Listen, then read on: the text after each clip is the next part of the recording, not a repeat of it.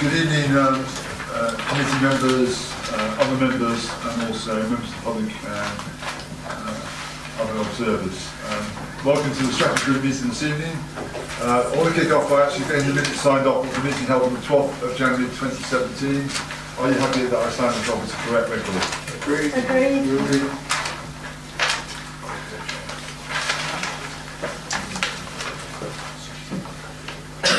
Apologies for absence. I have Councillor Hills, who's on holiday at the moment, Councillor Chanter, our chairman, come here this evening, and also Councillor Lomax.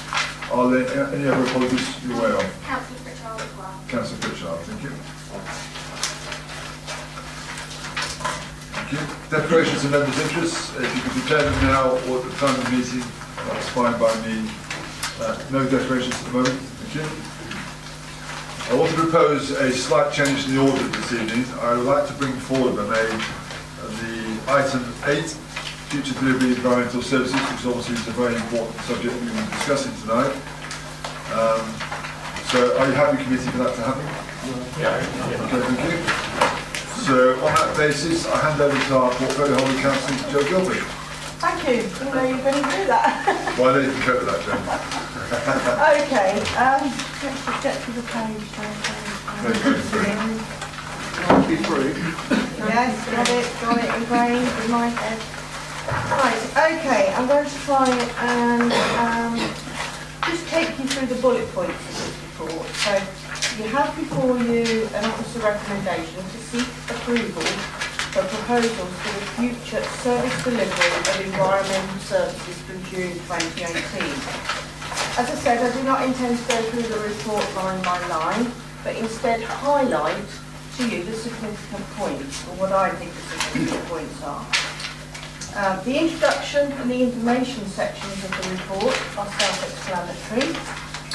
4.2 of the report lists the 5 delivery options, with section 4.3 detailing each of these options. The important section is 4.4, i.e. the evaluation of the service delivery options, along with the confidential data in the pink papers. If I can remind members that should there be any questions of me later on to the papers, then it would have to go to Closed session where the public can press on here. So, the evaluation has indicated option 3, the joint venture service provider with Norse, as the preferred option. Negotiations are ongoing and a deal needs to be done as an option to continue with Amy is not on offer. So we've got to get this right.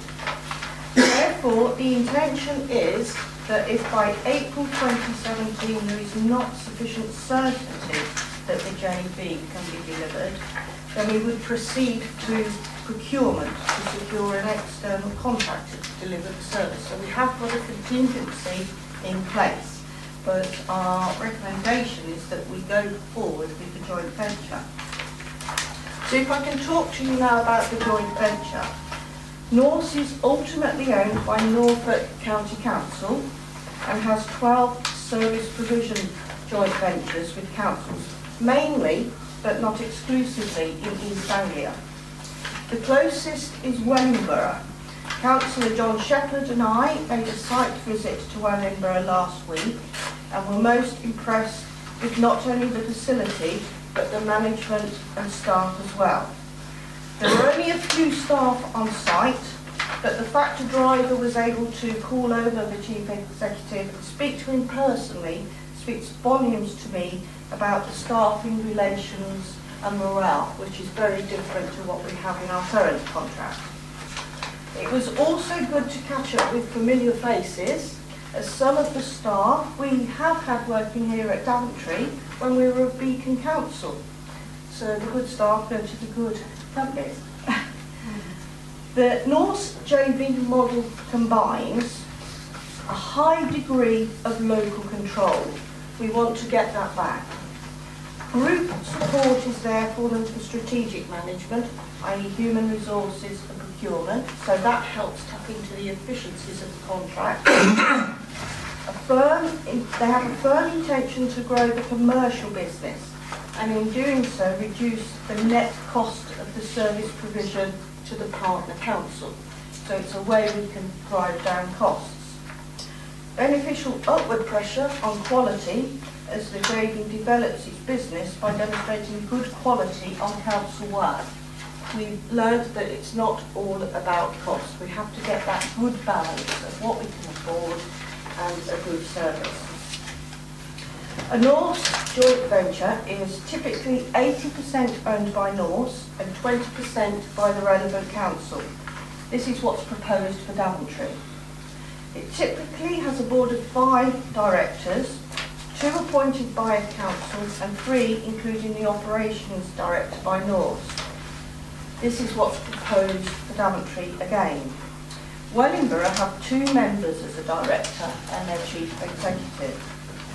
There is also a key operational board of key council stakeholders and joint venture staff with objectives including to agree and set relevant key performance indicators, as well as reviewing performance against an annual business plan, which again is agreed between Norse and the council.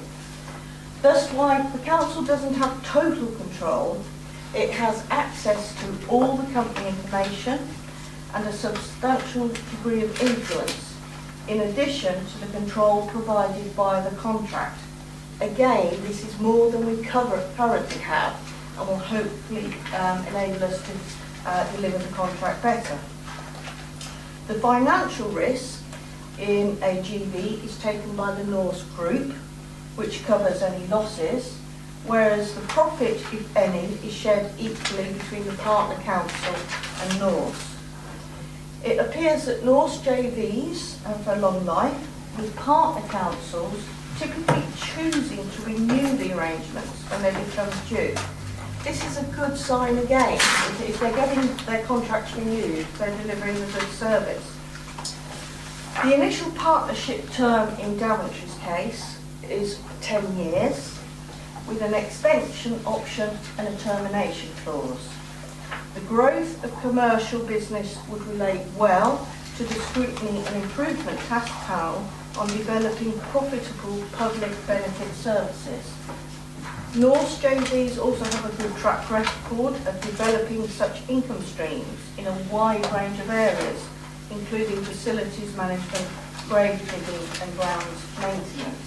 When we went to the site visit last week, they had an in-house vehicle workshop, and we're looking to do in the future MOTs, which is something we did here at DDC. All of this is very positive. If you then look at section 4.5 of the report, this is what's happening in the NWP study. We do have to look at what's happening externally with our stakeholders as well. There are no final results available yet from the study.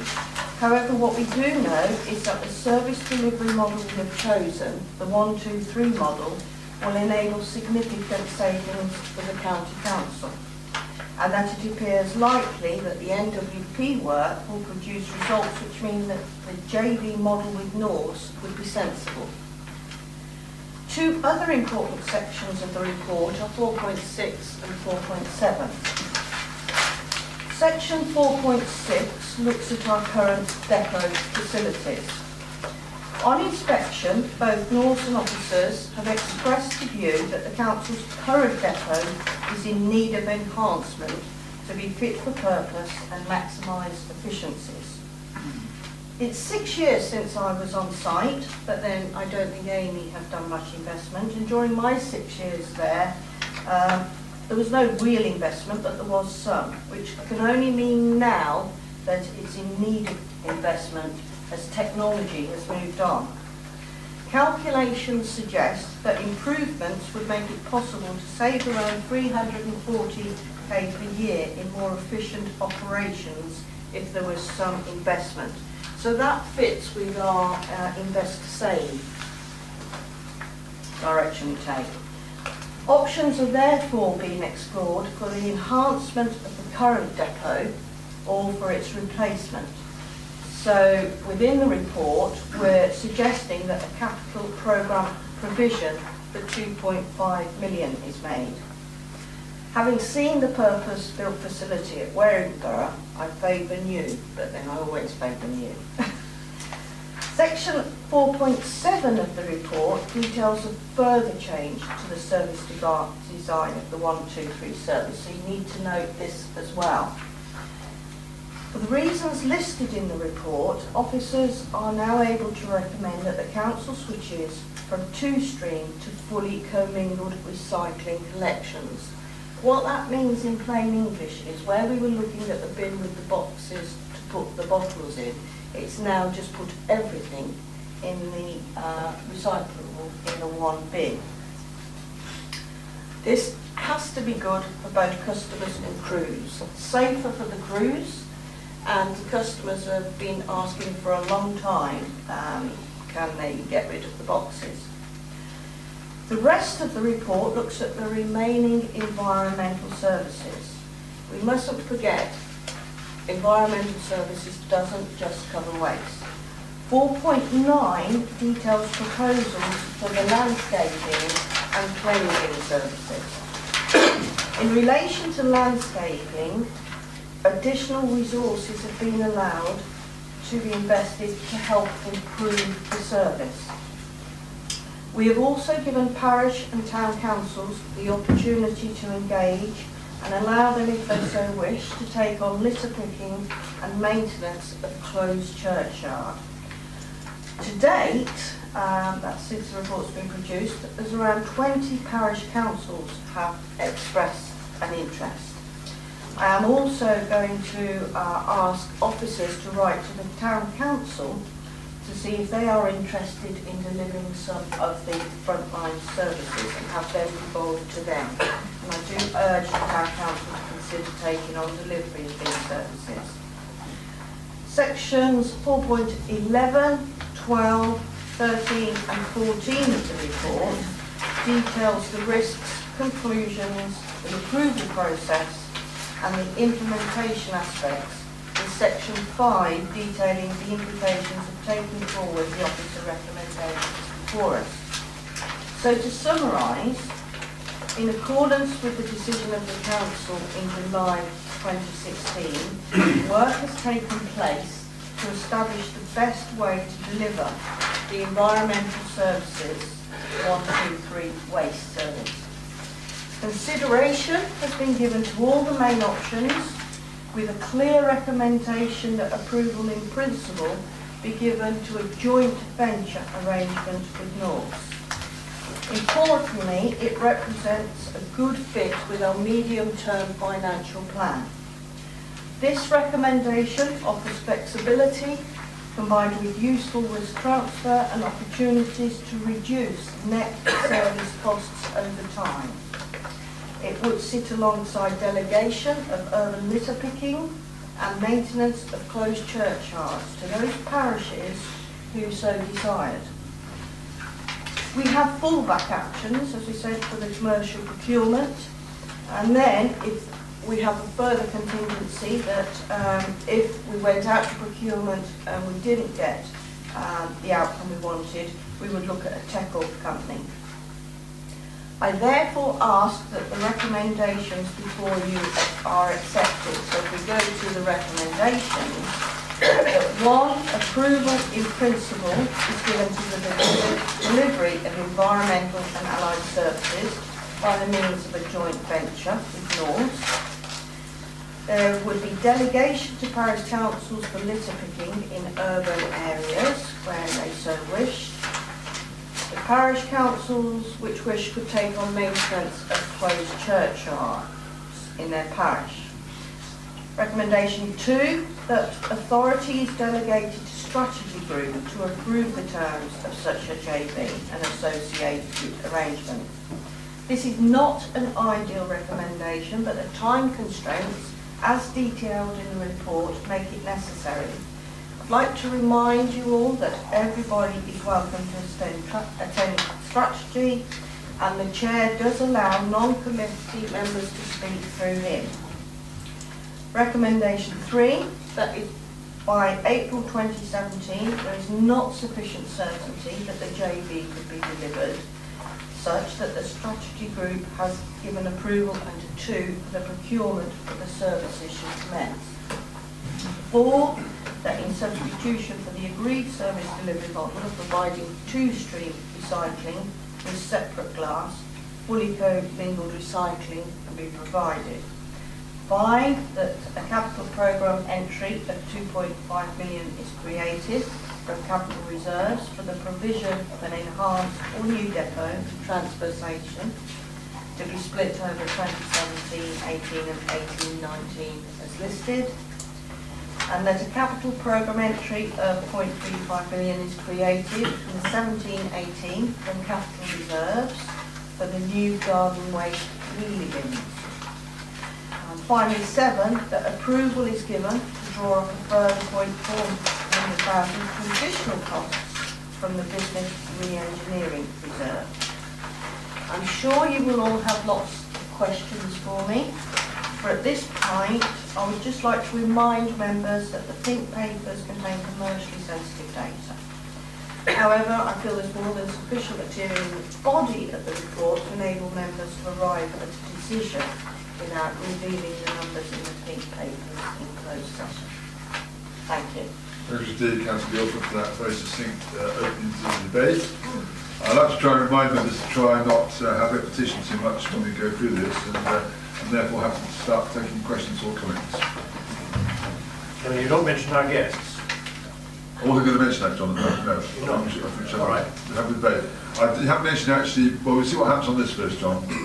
So I said beforehand. I wasn't going to mention the guests now, but we've also got to. I think it should be unfettered at the moment as it currently is. So can I ask for any questions or comments? Sorry, Councillor. Well, I'll start with all 3 non-strategy group members. So I can start with Councillor Batchel, Councillor Collins. Thank you very much. Thank you, Chair. Yeah, just obviously the report's excellent. It's very detailed, and obviously I'm fully in support of it. My biggest area that I really believe really behind, of course, is landscaping. I'll always talk on landscaping, but I'll keep it very short. It's good to see that there's a good provision in there. You're obviously asking for upfront cost of 2.5 million for a new facility. I presume that's a new facility to actually implement and help them make saving costs in the long run over the 10-year period. And obviously give them the facility to bring in, because it's always about inches and yards, these kind of things. The right trucks going in the right building, the right people having the right services to actually have training and everything else. Is that the essence of that? That's the essence. The other thing about it, which I do like, is the fact that it's combined, a joint venture, so 80-20, I believe, which I do support massively, because I want to see Daventry Council obviously have some control in this, so that we can direct them into the areas that are critical to us if something should come up, which I think is something that's been missing. I like the fact that they've said that they're going to have a new approach to it, which is really needed, because at the moment, to be perfectly honest with you, it doesn't matter what contractors you have, and I can't speak for Norse because I don't know them, but it has been a chop and cut service for 20 years, and people are stuck in their ways with that, and they don't understand what the impact of that is biodiversity. So hopefully this company is right up there, and they do get that, and so that the whole thing will work hand in hand in what you're trying to deliver, which I'm fully supportive, but I can understand the upfront cost is why. So on that basis, fully behind the whole thing, I just wanted to air a few good points to it. Thank you. Thanks, Councillor Collins. Do you want to mention next week's session as well yet? Next week we are proposing to have Norse come along to the member development session so that they can deliver a presentation to all members. And take questions. Take questions directly from Norse. Thank you.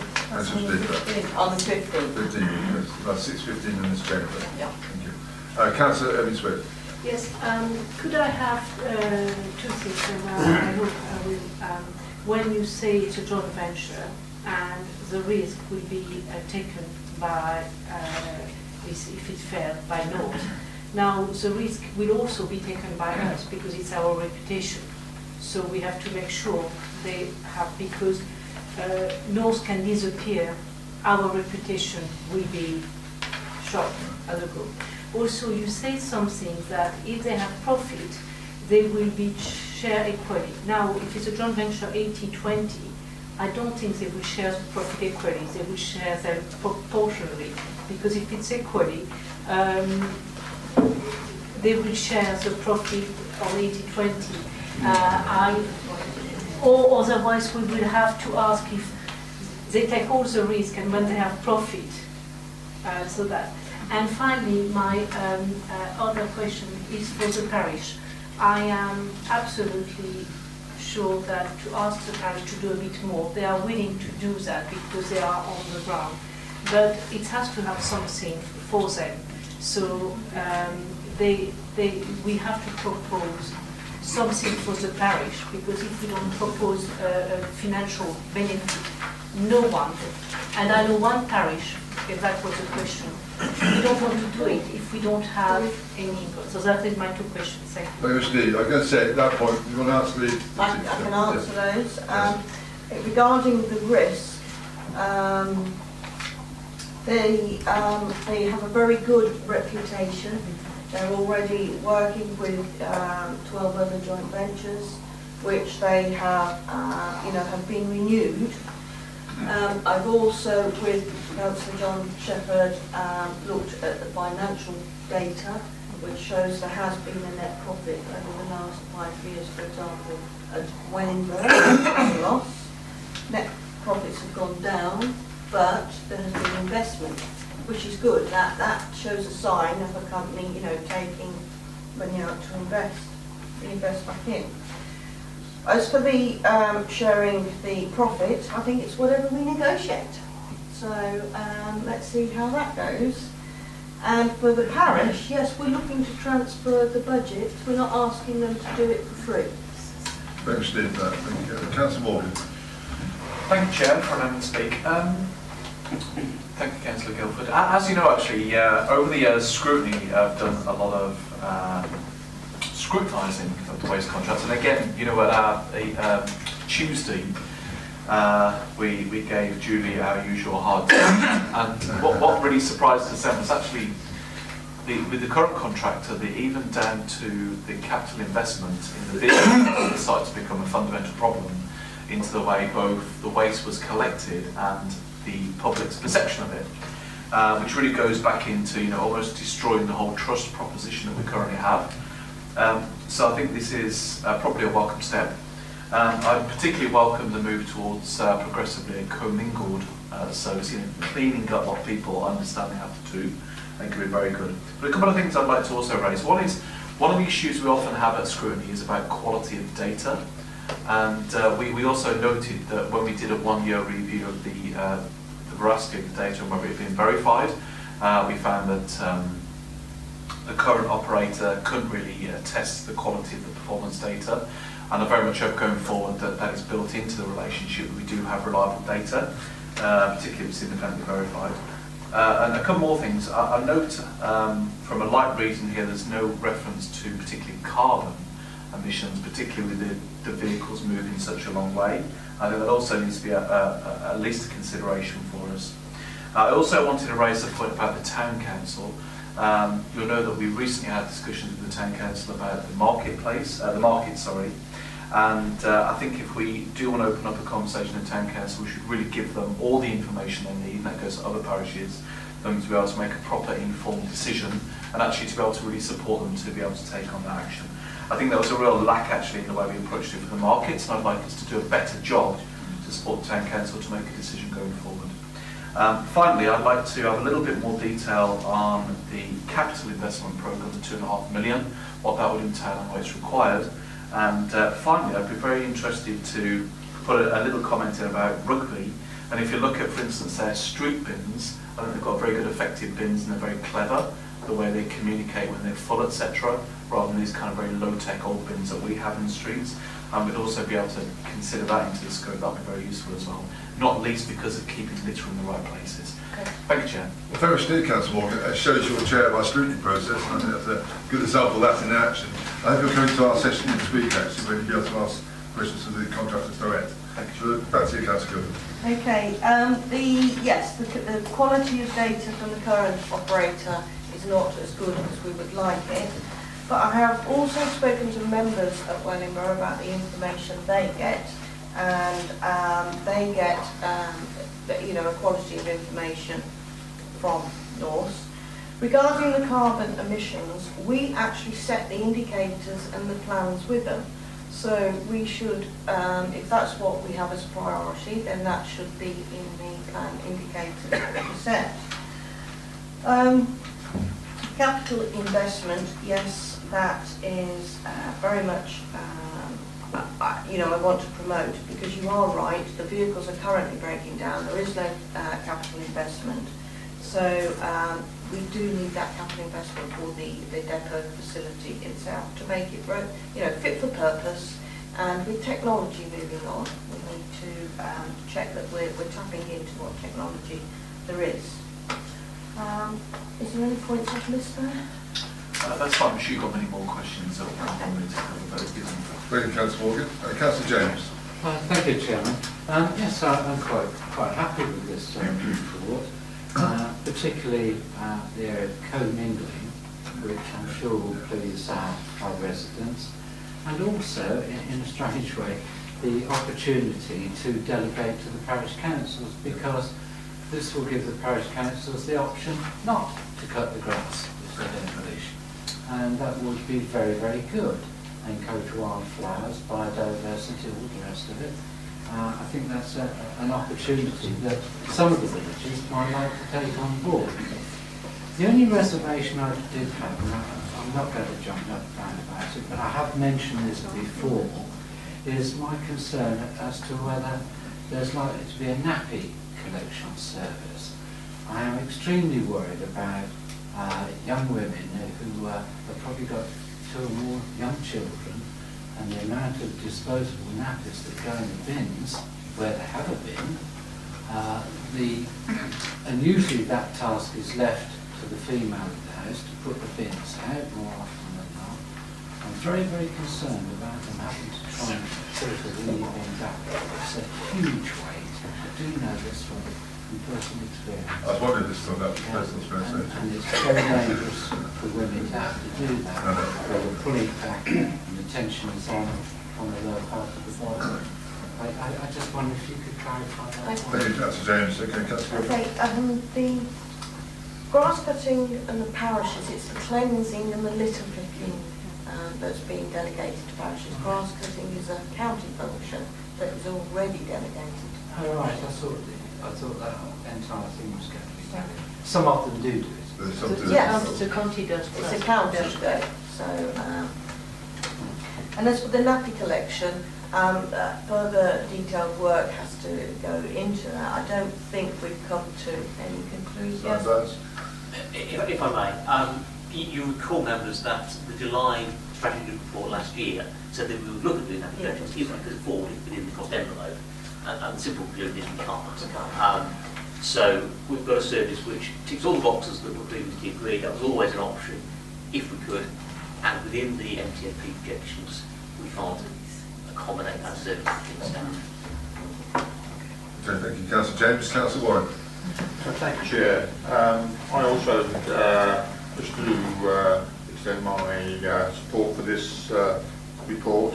I also have a query concerning the parish council aspect of it. You stated in 4.10 that their participation would be fulfilling a general fund duty, and accordingly payment will be made which will reflect the cost that the council avoid in not providing that element of the service. Would that be an annual payment, or would it be a payment that would cover the life of the contract? I would suspect it would be an annual payment.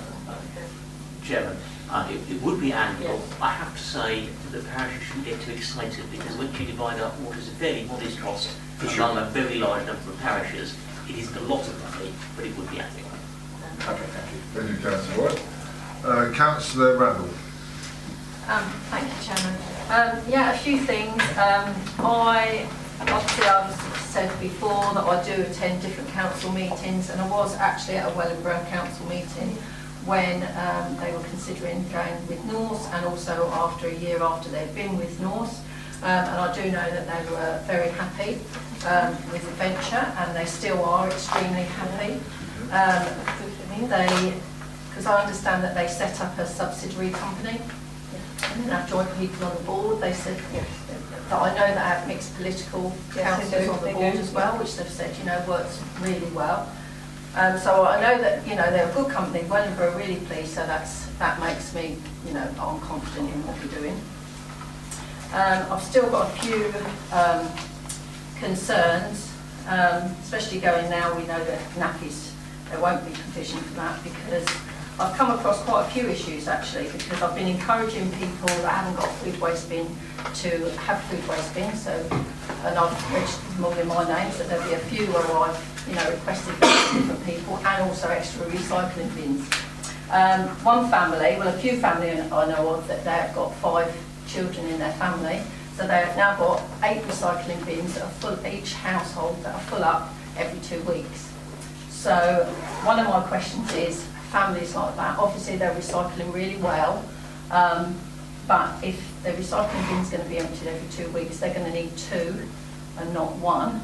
And would they be allowed to have 2? Because obviously, you know, we're encouraging recycling. And also on a lot of sheltered accommodation and flats, they have no food waste provision.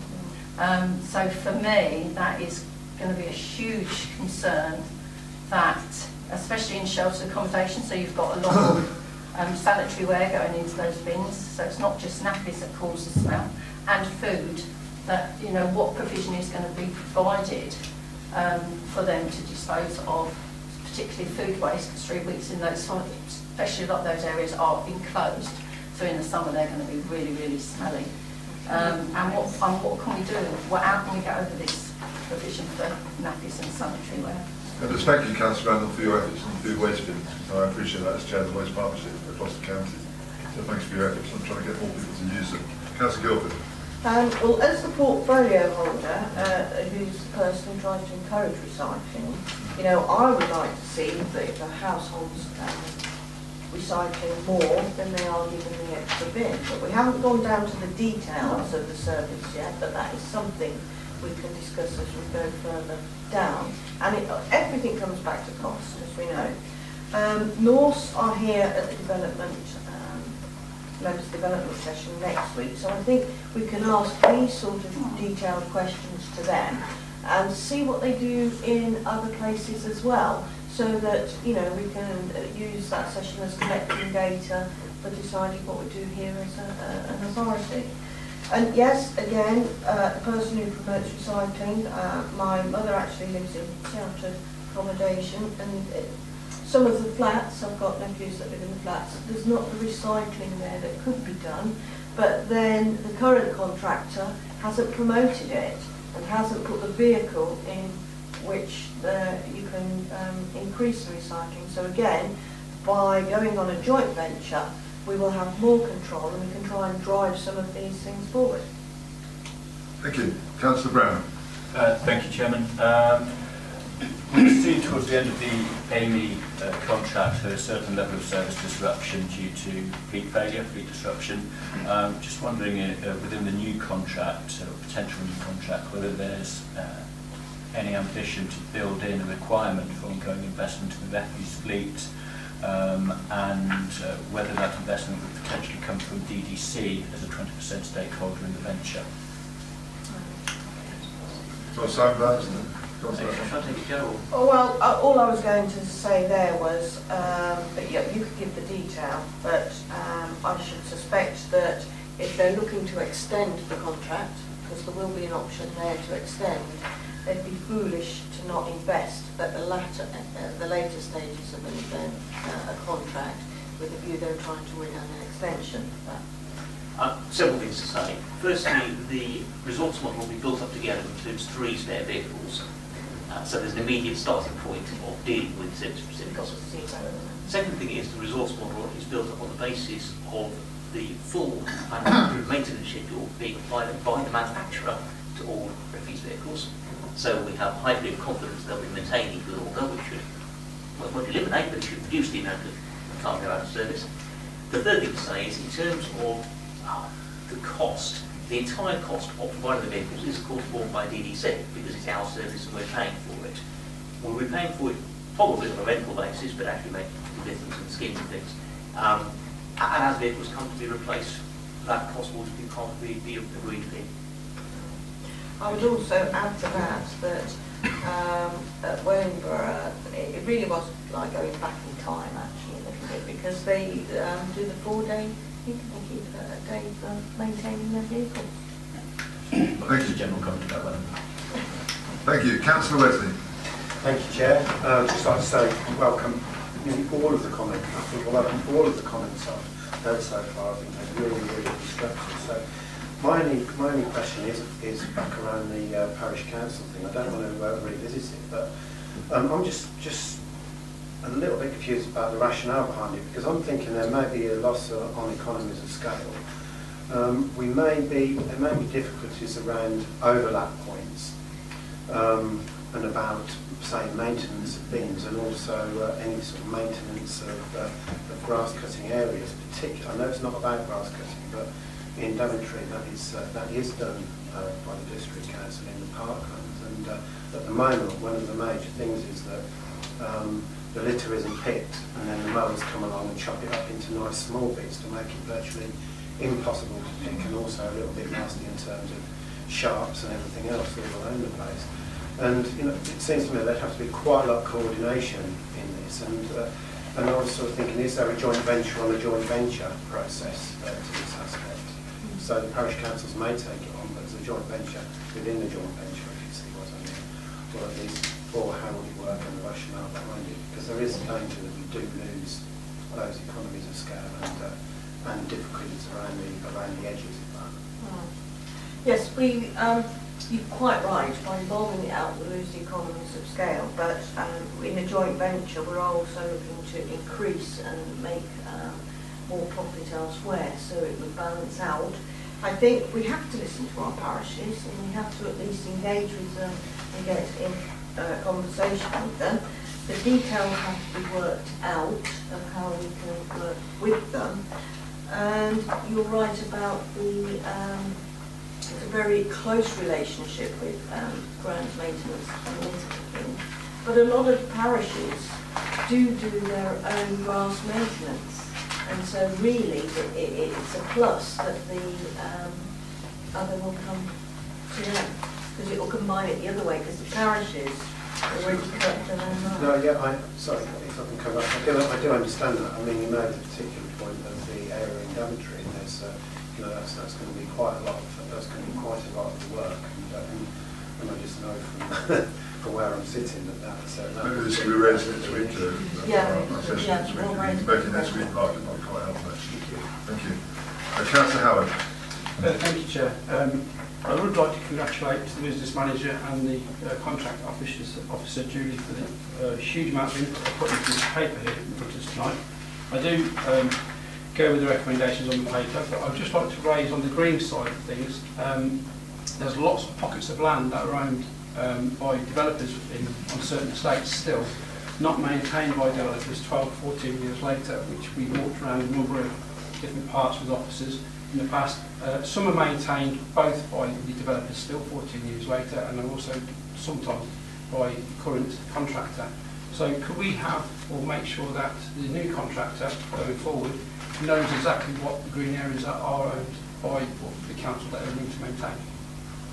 Guys, ask Simon just to, on that point, please. Thank you, Chairman.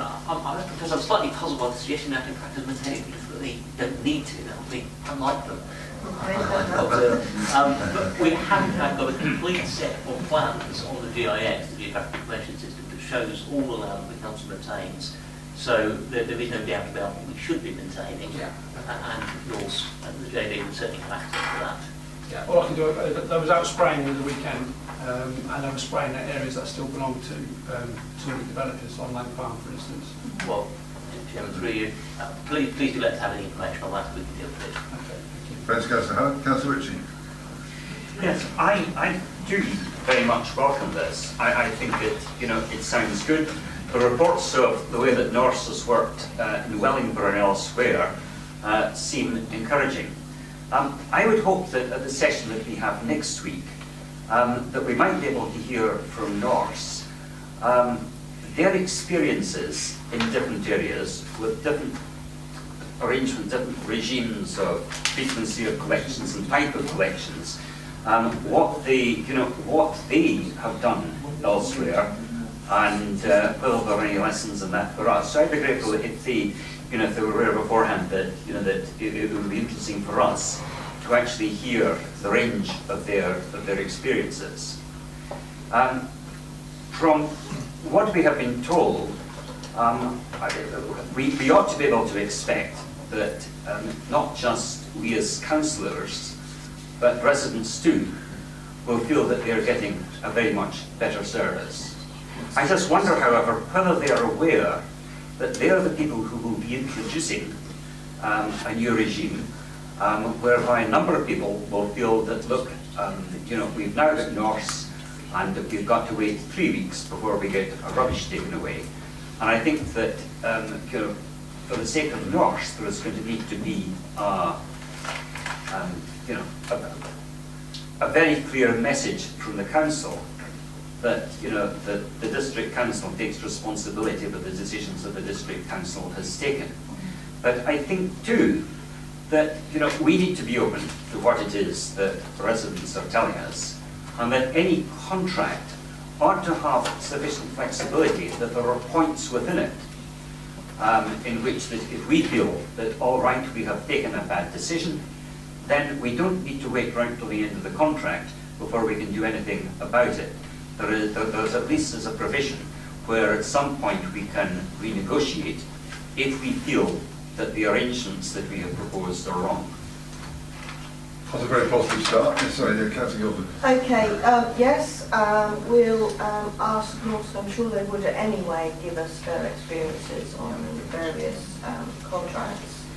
And I like to think that, we do listen to the residents, and the difference with this contract is we will have that partnership, a true partnership, which is not something we've had influence. And when I spoke with Wellingborough, for example, I understand the HRWC wasn't part of their original contract, but speaking in Norse, there was arrangements made to take that on board. It was acknowledged it would reduce profit, but it was still taken on board. So the experience I have of listening to the other council within Northamptonshire is that, yes, it is a good working relationship and you work together. So if we work together like that, if we're hearing something from our residents, I would hope we then take it to the board to talk over. I'd also like to make the point, Councillor Richard, obviously we've been out to consultation on the 1-2-3 system. So obviously I think residents will realise this is what we're proposing, and Norse are out, if Norse we agree tonight, Norse will be our proposed contractor moving forward. So I think there's a very clear definition between what Norse are acting on our behalf as a council, and we've actually taken the decision to go to the 1-2-3 system. Thank you. Councillor Paul. Yeah, thank you, Chairman. I've picked up on one or two items going forward. The 2.5 million for the enhanced new depot. I don't have a problem with that because either Norse will use it or somebody else. And it's something which is necessary and it will add to the scheme, so that is welcomed. I also welcome the fact that we can go through the nitty-gritty next week with the representatives of North, and please be assured we are kind and gentle, or some of the time anyway. I picked up on Councillor Irving Swift. All things are 80-20, but I do actually prefer 50-50 when it comes to profit. I picked up also on Councillor Colin Morgan, and the one thing that we haven't had and been able to get from Enterprise Amy is accurate data, and that is absolutely essential. I would like to talk about landscape and low maintenance areas and how often we cut the grass, but that's going down to detail. In essence, I don't have any problem with any of these 7 recommendation, Chairman, but Thank you, Mr. Councillor. the detail we need to talk about. Next week there'll be a chance for that. So I just want to come back to Thank the you, point. Chair. Just was one point I just would just be absolutely clear about it, because Councillor Evans has raised as well. The arrangement with North will provide for the council to receive 15% of the profit. And as a standard part of the North model, it will be part of the legal arrangements. So that alleviates those concerns. Councillor Shepherd, who's our resources portfolio holder. Chairman, only 2 points. Firstly, members, quite understandably, including you, Chairman, have referred to an arrangement with contractors. This is a joint venture, which is very different from a subcontractor in any particular task, and it is something that we really will, I generally believe, will benefit from and enjoy the relationship as a joint venture. The model highlighted on page 97 is one identifying those 4 bullet points of control, support, management, grow commercial business, beneficial pressure on quality. That model, I think, has been obviously features hugely in all the North's partnerships with other authorities. It's identified in this report. To an extent, it's been validated by Joe Gibbons and by visiting North's Wellingborough, by the very helpful evidence of Councillor Randall reporting on the anecdotal responses from the Wellingborough members themselves. So we have quite surprisingly high degree of evidence-based data in coming to the conclusions that we're being invited to make this evening. It all sounds personally very encouraging, and the point about ownership is that, of course, we know what we mean by joint venture.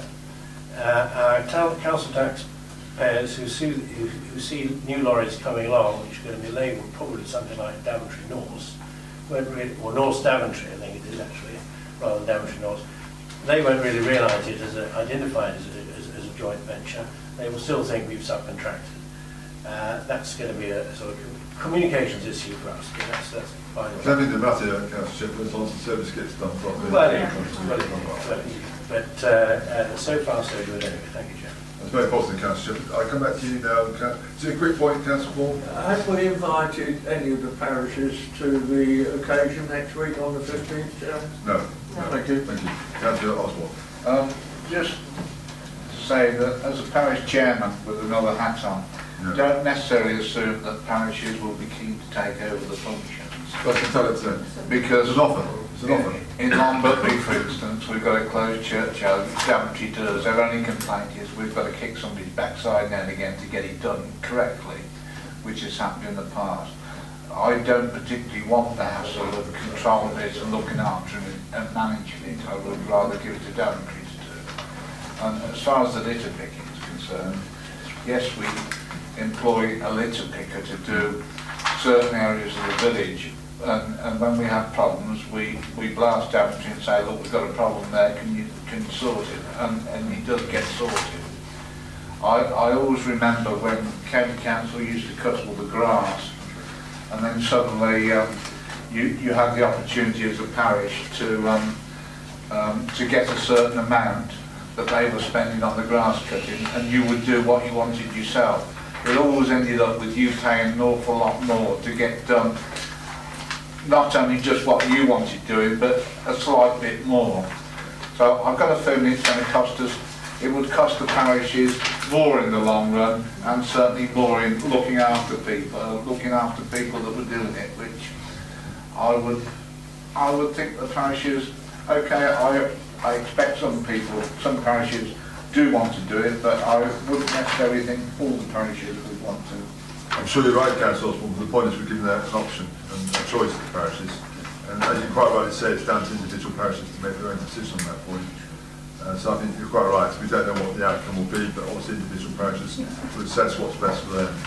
Councillor Ellis Willis, just a quick question. Just because, as you know, in the press we have been throwing out Unit 3 or whatever. What about the contract if suddenly the district disappear or the county change boundaries or whatever? Is the political arena. Well, we don't know. I mean, that's Yeah. obviously the subject. Yeah, That's up in the air at the moment. yes, It's been exactly. talked about. But we can carry on. Contracts are Yeah. contracts. Contract. Well, a joint venture. Yeah, it's joint venture. Joint venture, sorry. Joint venture, sorry, joint Joint venture. venture. It's okay. I'm getting, have to get used to this, Councillor Shepard, but we haven't got a contract for a joint Yeah. venture. It's a joint venture. There's a contract with a joint venture partner. Yes. Right, Councillor Gilbert, would you like to sum up, please? Thank you. Okay, I'm very pleased to hear. I think that you've read the report and that you support the recommendations we're putting before you. And I think it's an exciting time for the council because we have had a few years of negativity, but hopefully that will be changing and we can go forward with a new model. Again, Daventry's leading the way. We're going 3 weekly as opposed to other councils like we led the way before all those years ago. So hopefully you will all support me in the recommendations for you. Thank you. Straight group members, those that support, please show recommendations. Agreed. Any against? That's carried. Can I just ask the three gentlemen at the back to now stand up and introduce yourselves, because you are from the horse. So reflecting our decision by the fact you're watching over this debate. So we'll see you next week, obviously, on our member development next Wednesday. Would you like to introduce yourselves, please? I'll start. Dean Bertland, I'm the Managing Director of North Commercial Services. I'm Jeff Tucker, I'm the Sales and Marketing Director. Mark Ames, Commercial Director of Free Partnerships for North. Thank you, gentlemen. What happens now is this obviously the recommendation goes to our full council meeting in 2 weeks' time and the decision's finally taken. But I think you can see from tonight there's cross-party support for this, so hopefully there will be no further issues. Even though next week will be important for you to take questions and answer those questions. I'm sure there'll be a lot more for next week from what you heard tonight. But I think you have 1 or 2 tips what might be coming your way. Yes. So we look forward to seeing you next week, gentlemen. Thank you. Okay, thank you for speaking, Councillor Gilbert.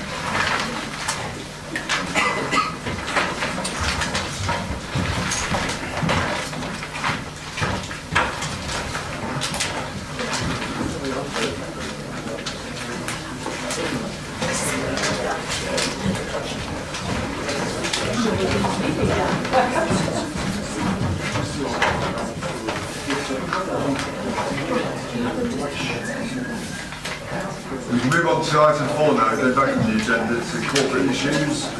Corporate Strategic Plan 2017 to 2020 was detailed in the report. I think this is fairly straightforward actually, because it's the four main parts of the strategic plan which you're already aware of. This is a continuation about the council's vision, about improving our business economy, learning the skills, protect and enhance our environment, which has been talking about to a degree, promote healthy, safe and strong communities and individuals, being an efficient and effective council. Can I hand over to Simon Bowers to take any questions from you or any comments you want to make? That's fine, yeah. Are you happy to set the recommendation? Agreed. Okay, thank you. We have had a session on this, of course, the senior members have had a session on this already. Thank you. The next item is Strategic Risk Register 2017 to 2020. Again, the recommendations before you that must be adopted.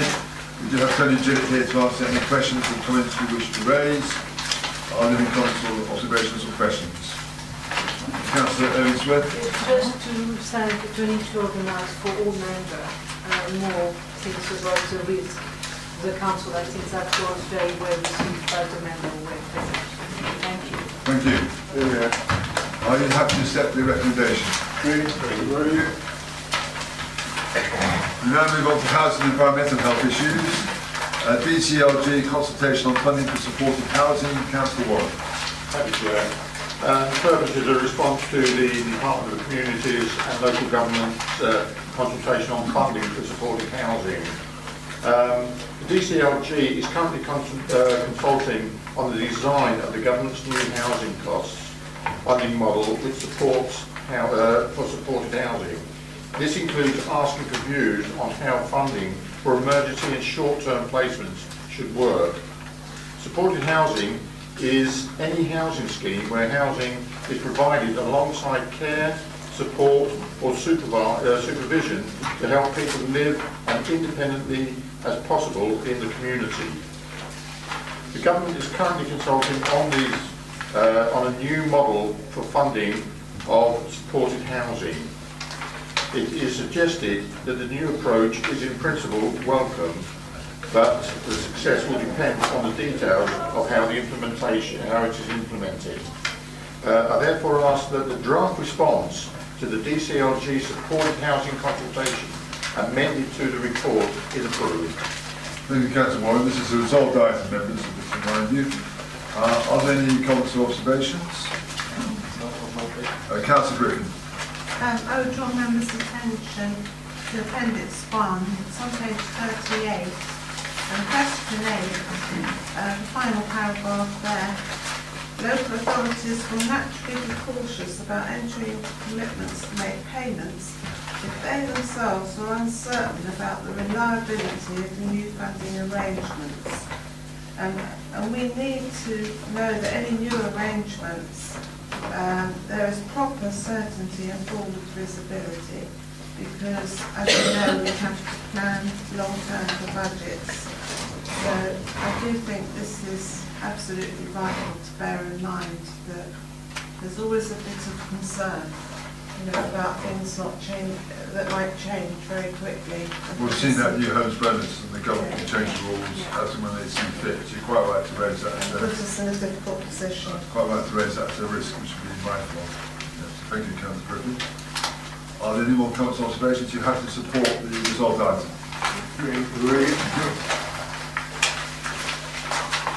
Next item is review of housing allocation scheme. Councillor Warren. Thank you, Chair. All of you recall that at the November 16 meeting of strategy, authority was granted to undertake consultation on proposed revisions to the allocation scheme. It's been the intention for some time to agree a joint approach to the allocation of housing for the Northampton related development area. That is housing which is being or will be developed to meet the needs of Northampton. Work on this is now progressing, and it is hoped that the report can be made to the March meeting of the strategy group. The proposed allocation scheme therefore covers the whole of the district for the present.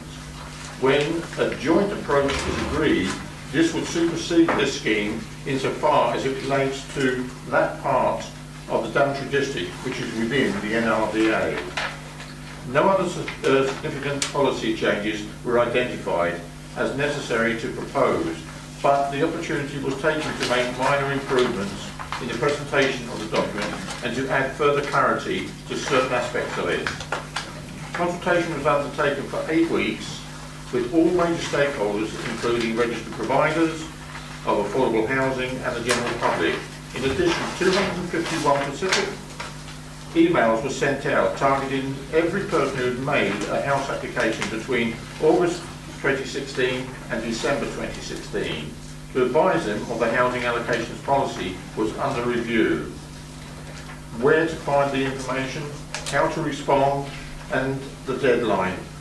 Copies of the consultation were made available to all libraries in the district and council offices on request. It was also placed on the DDC website. Despite these efforts, only 6 responses were received.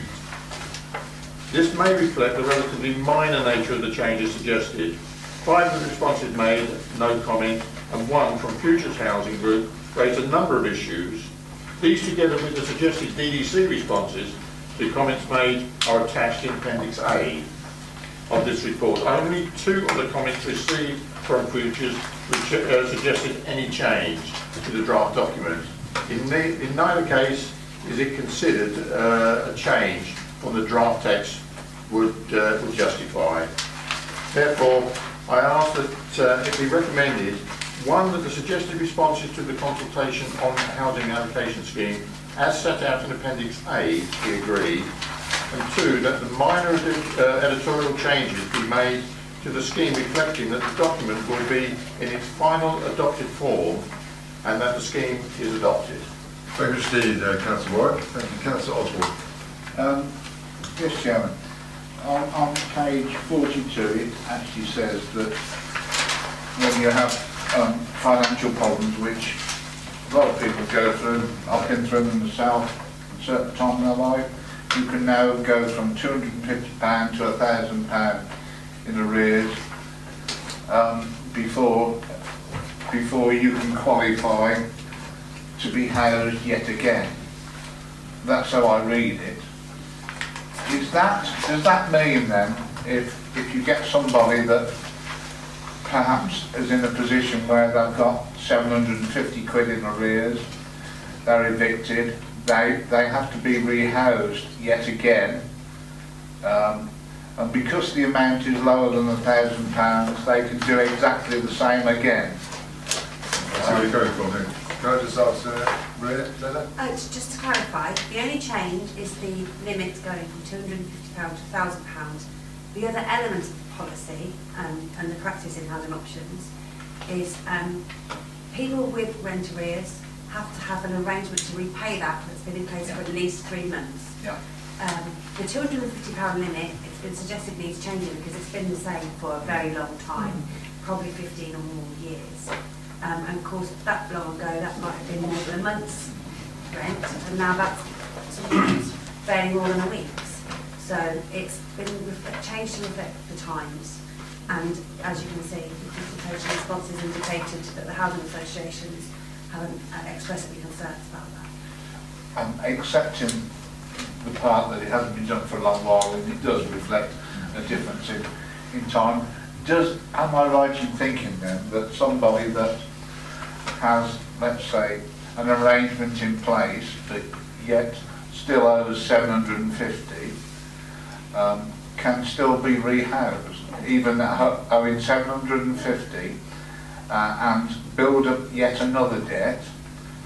And if that debt then goes to another 750, then you would not house them because the debt has gone over 1,000. To clarify, is that they're only correct? active on the list if their debt is £1,000 cumulatively.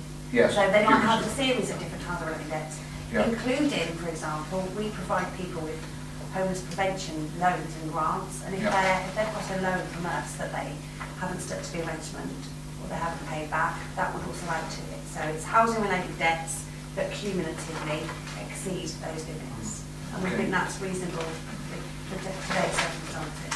And the last question, do you expect the rent arrears, arrears to rise considerably because of this or not?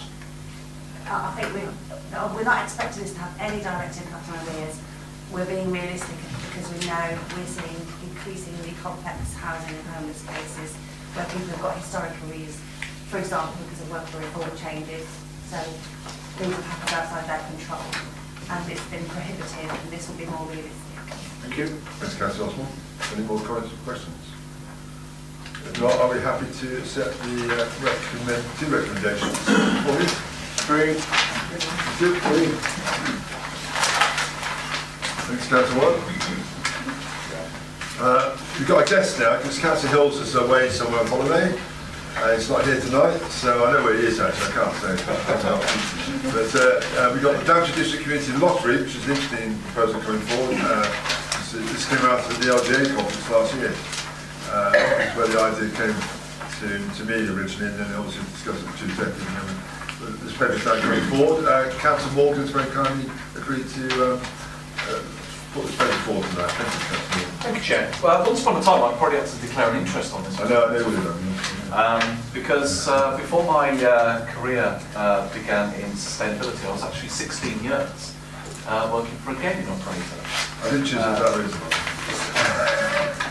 With many, and in particular actually implementing the 2005 Gambling Act for the organisation I used to work for, particularly around licence conditions and codes of practice. So a little bit of familiarity with this topic, fortunately. So you'll see before you on page 51, two recommendations related to the Daventry District Community Lottery. And this is really stimulated because of the Gambling Act 2005, which actually enables local authorities to set up a community lottery.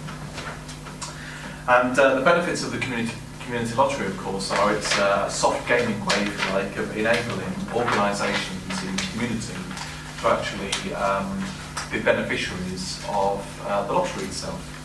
And basically a consultation survey exercise was undertaken, which gave a great level of support actually for the concept of such a lottery. And this recommendation actually builds on that, that research and analysis. I think for me, actually, with my own background in this topic, I think the most important area actually when setting up such a venture is really to make sure that it's run responsibly and ethically, and obviously if we run it with another organisation, which of course is the recommendation here, that we seek an organisation which has got a good track record in this area and is socially responsible. Of course, other than that, I think you've read the report, I would hope, and of course we've got Maria to spot on any particular questions, of course, and there's two recommendations there. Number one, we set up an online community lottery to subscribe to the report, the Daventry district, and two, a one-off budget of £10,000 agreed to cover the cost of the setup and the launch. And I think on this one, it's very compelling, particularly if you look at the page 54, the fact that there's a great deal of leverage and people can select their own communities, beneficiary partners they would like their money to go to, and that's augmented by a further 10p contribution from the state pot, which actually gets poured for other causes as well. So you can see on that table there, on a modest £50,000 annual ticket sales, equating to £50,000 income, or prize stake if you like, before it's been split in the way the table shows you. There'll be a potential benefit there of community groups up to £25,000. So that's the recommendation, Chair. Thank you. Open to discussion and conversation. Maria's what I've got to say. Thank you, Steve, Councillor Morgan. Yes, it's the Aylesbury Vale leader, actually. I spoke to Elaine from this because it's worked very well in Aylesbury Vale, and it seemed a very good community thing to do to try and get more money into community projects. So yeah, that's why it does this support us as well. And I think, Chair, if you look at the foundation of the lottery itself, it's all about having a little flutter and in a highly regulated, pretty much non-addictive way. I think that's quite important. That is non-addictive from your background. Absolutely. And with respect to raising money for good causes. Well, it's very important about the non-addictive. Absolutely. It's a small-scale version of the national lottery, but obviously people being able to benefit locally, which is key. Thank you. Councillor Collins. Thank you, Chair. Yeah, two points. The first one is obviously the nice thing about it is I think it's a great scheme, obviously supports good causes, which everybody would be behind, and the prizes are actually better at the lower end of it than they are at the upper, which is great because most people only win at the lower end, which is always nice to see and compares very well with a lot of things. My main point though is that obviously there's a registered list, I can understand, of people that would benefit from it, but schemes that will benefit. Is it dependent on the sales that they make? Is there a proportionate amount that they get? So if they do very well with the scheme, do they get rewarded a little bit more than those that perhaps don't do as well initially? Yep, so in reading the paper it actually says that the gamer can select the beneficiary. So therefore, in some respects you could send them. It's a bit like when you go to Waitrose, I suppose, when you put your token in, except there's obviously a prize benefit as well. I'd also wanted to point out, particularly makes it more compelling, not only because you've got a community beneficiary, but also if you look at other, for instance, the premium bonds, of course, I think the odds change on those again, and it makes it even less attractive. So it's a good way of giving to a good cause and potentially getting a large lottery. Thank you. Thanks, Steve. Councillor Collins. Councillor Randall. Yes, thank you, Chairman. Yeah, just one point. When we do responses and then percentage of responses, it just will be nice sometimes just to have the actual number rather than just a percentage. So looking at the responses of the resident survey, so 675 responses, and it was equal on 40% of those said they would buy on a regular or occasional basis. Now, occasional basis. Which page are on, sorry, page number 52, 4.3. Now, an occasional basis could mean 3 times a year. And the same, 40% said they would buy on they wouldn't buy on a regular or an occasional basis. So to me, if you wouldn't buy on an occasional basis, 40%, that means you wouldn't buy it. I wouldn't even put on an occasion, it's just 40% said they wouldn't buy it, 40% have said they would, but may not be every month, could be an occasional term. So out of that response, that's not a lot of people, and it's very equal on who would and who wouldn't. So, you know, the responses aren't great across how many people we've got in the district, and if those equal would and equal wouldn't. So, and obviously of the community groups again, a lot of those already have got their own lottery running, and out of those members, You don't know how many members those groups have got to have any idea of how many lottery tickets they're likely to produce from each group. So to me, there's a big risk there. Can I quickly come back on that, Chair? It's interesting actually, because if you look at the National Lottery, when that was set up actually, a lot of people on there would only be occasional gamblers or flutterers, and I think it depends on some people's moods sometimes. You know, sometimes the kind of mood may take your fancy, that you feel lucky. But I think with this one, a lot of it could be around about how it's promoted and marketed, and really about how, because on the plan there was an area for where the community beneficiaries could also promote it. So it would be something we could get behind as well in particular causes as well. So I think that probably, once it got going, have much better traction with the community than otherwise more remote gambling opportunities. Maria? I mean, those sort of stark consultation responses indicate that 60% of people may sometimes or regularly buy a ticket. But actually, if you go on to page 54, then that's probably more compelling argument, because the residents there might indicate that 13% of residents said they would buy a ticket every week. But that's it's unlike, it's more. I don't think we're going to be having 175,000. With 175,000 population generating 2,000 tickets sales a week, 100,000 a year, I think. Sorry, my smile didn't very well. What's really great? Carry on. The point that Mary was seeking to make was that if you simply took the resident survey regular buyers, you would end up with a figure of 400,000 tickets being sold each year. We are not working on that basis. We're working on the basis of taking the existing Aylesbury Vale figures, which is a real, if you like, revealed preference result, and pro-rating that by population. So we're only working on the basis of getting about 50,000 sales. And Chair, my reading of this was actually quite modest insofar as that you're estimating around 900 people bought tickets a week. That would give you that 50,000 a year. And actually, that's not an exuberant amount. It's quite a modest calculation. Thank you. Got a better chance of winning the prize this one. Not as big, I know, than the small price of the lottery.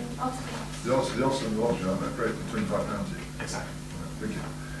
Right, Councillor Gilbert. Okay, I'm quite excited about the scheme actually, and I think it could help parishes as well, because I've got the playing field committee, I've got the village hall, and with one of my hats I trudge around the houses every quarter to collect money for total things. Now I wondered if we could adapt it to something like this, whether those sort of bodies would qualify if you could then also, was it set up at, a standard, they buy a ticket, set of numbers every month, similar to the lottery? That's precisely the sort of organisation that could benefit. Yeah, so I think it's, within parishes it could be really good. That's your pretty picture. Never slow off the mark. Councillor Smith. Yes, I responded to the survey, and I am not a great fan of lottery, but I have two things. Very sadly, now every month I watch one morning of television just to see what is on, and it's unbelievable the number of little lottery for the Macmillan nurse, and that is your target audience. Well, now I nearly wrote to our MP, because you have all people in their home, and it starts with a lottery. They can get £25,000. You are not talking the big lottery, 16 million. So you are talking, and they will do good for their community. So you have that on it. And after you have the donkey, you have the thing and so on. So for me, I just find that you are targeting, that is your target audience.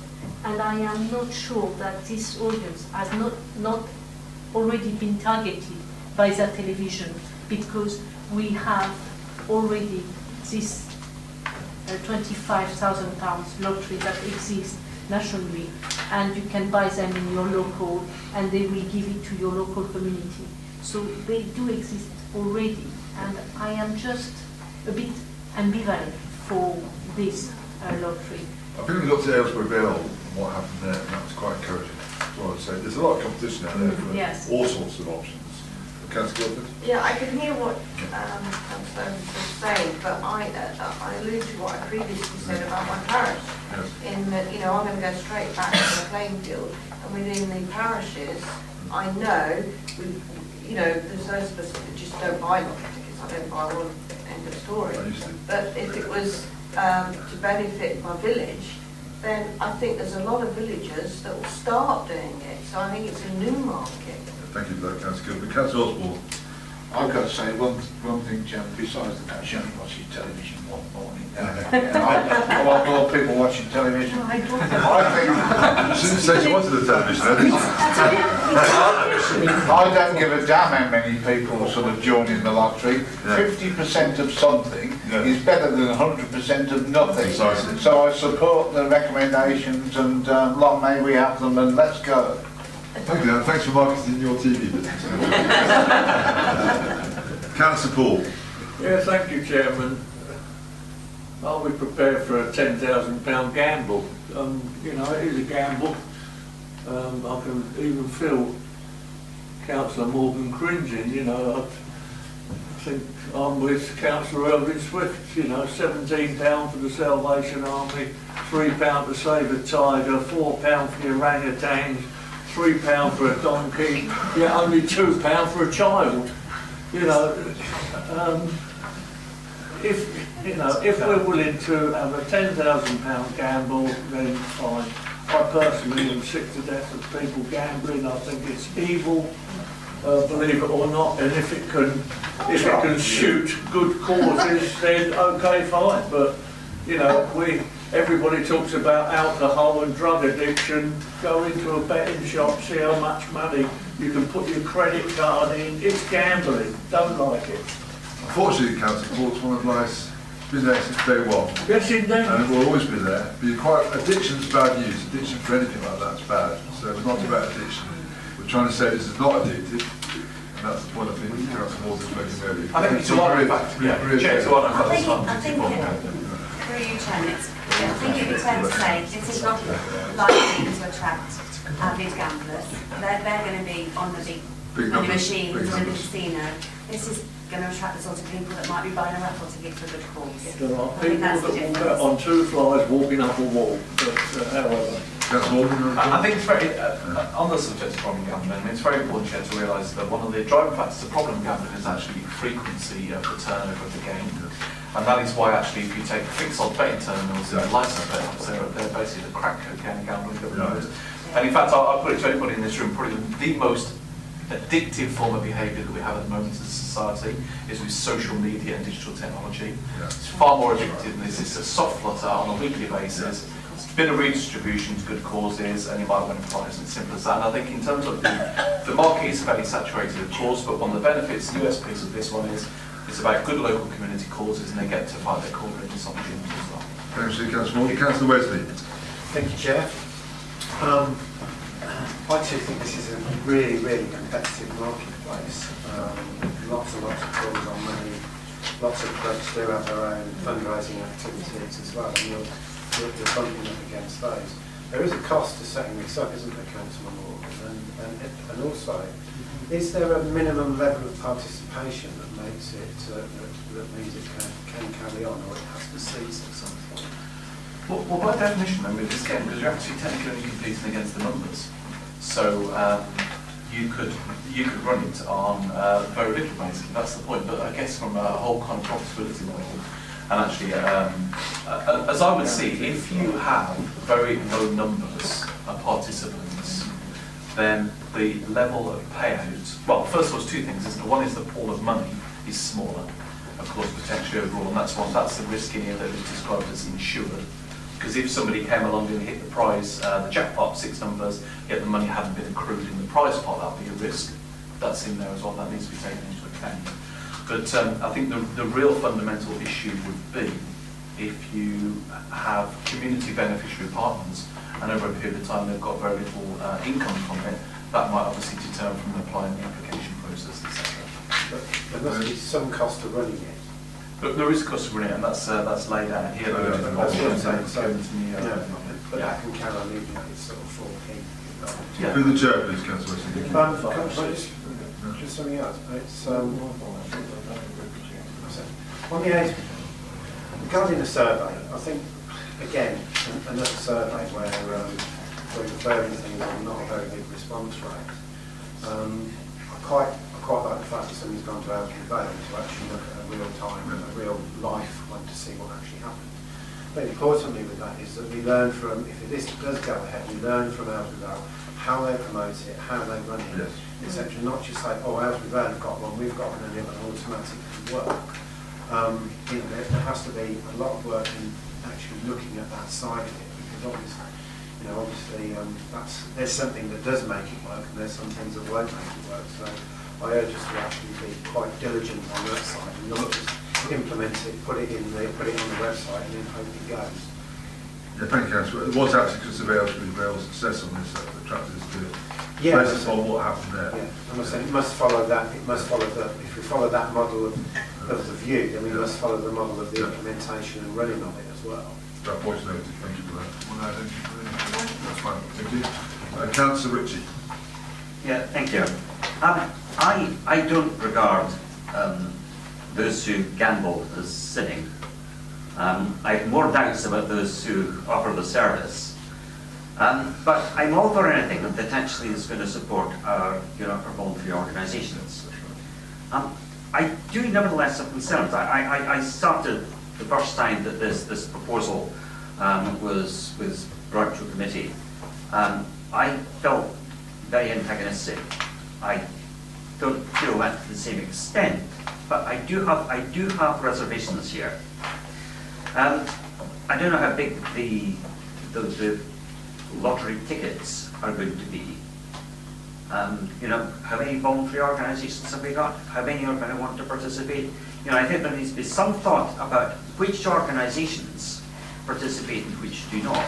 And remember, because they are participating, there is a sense in which we as a council are acknowledging them as being worthy of support.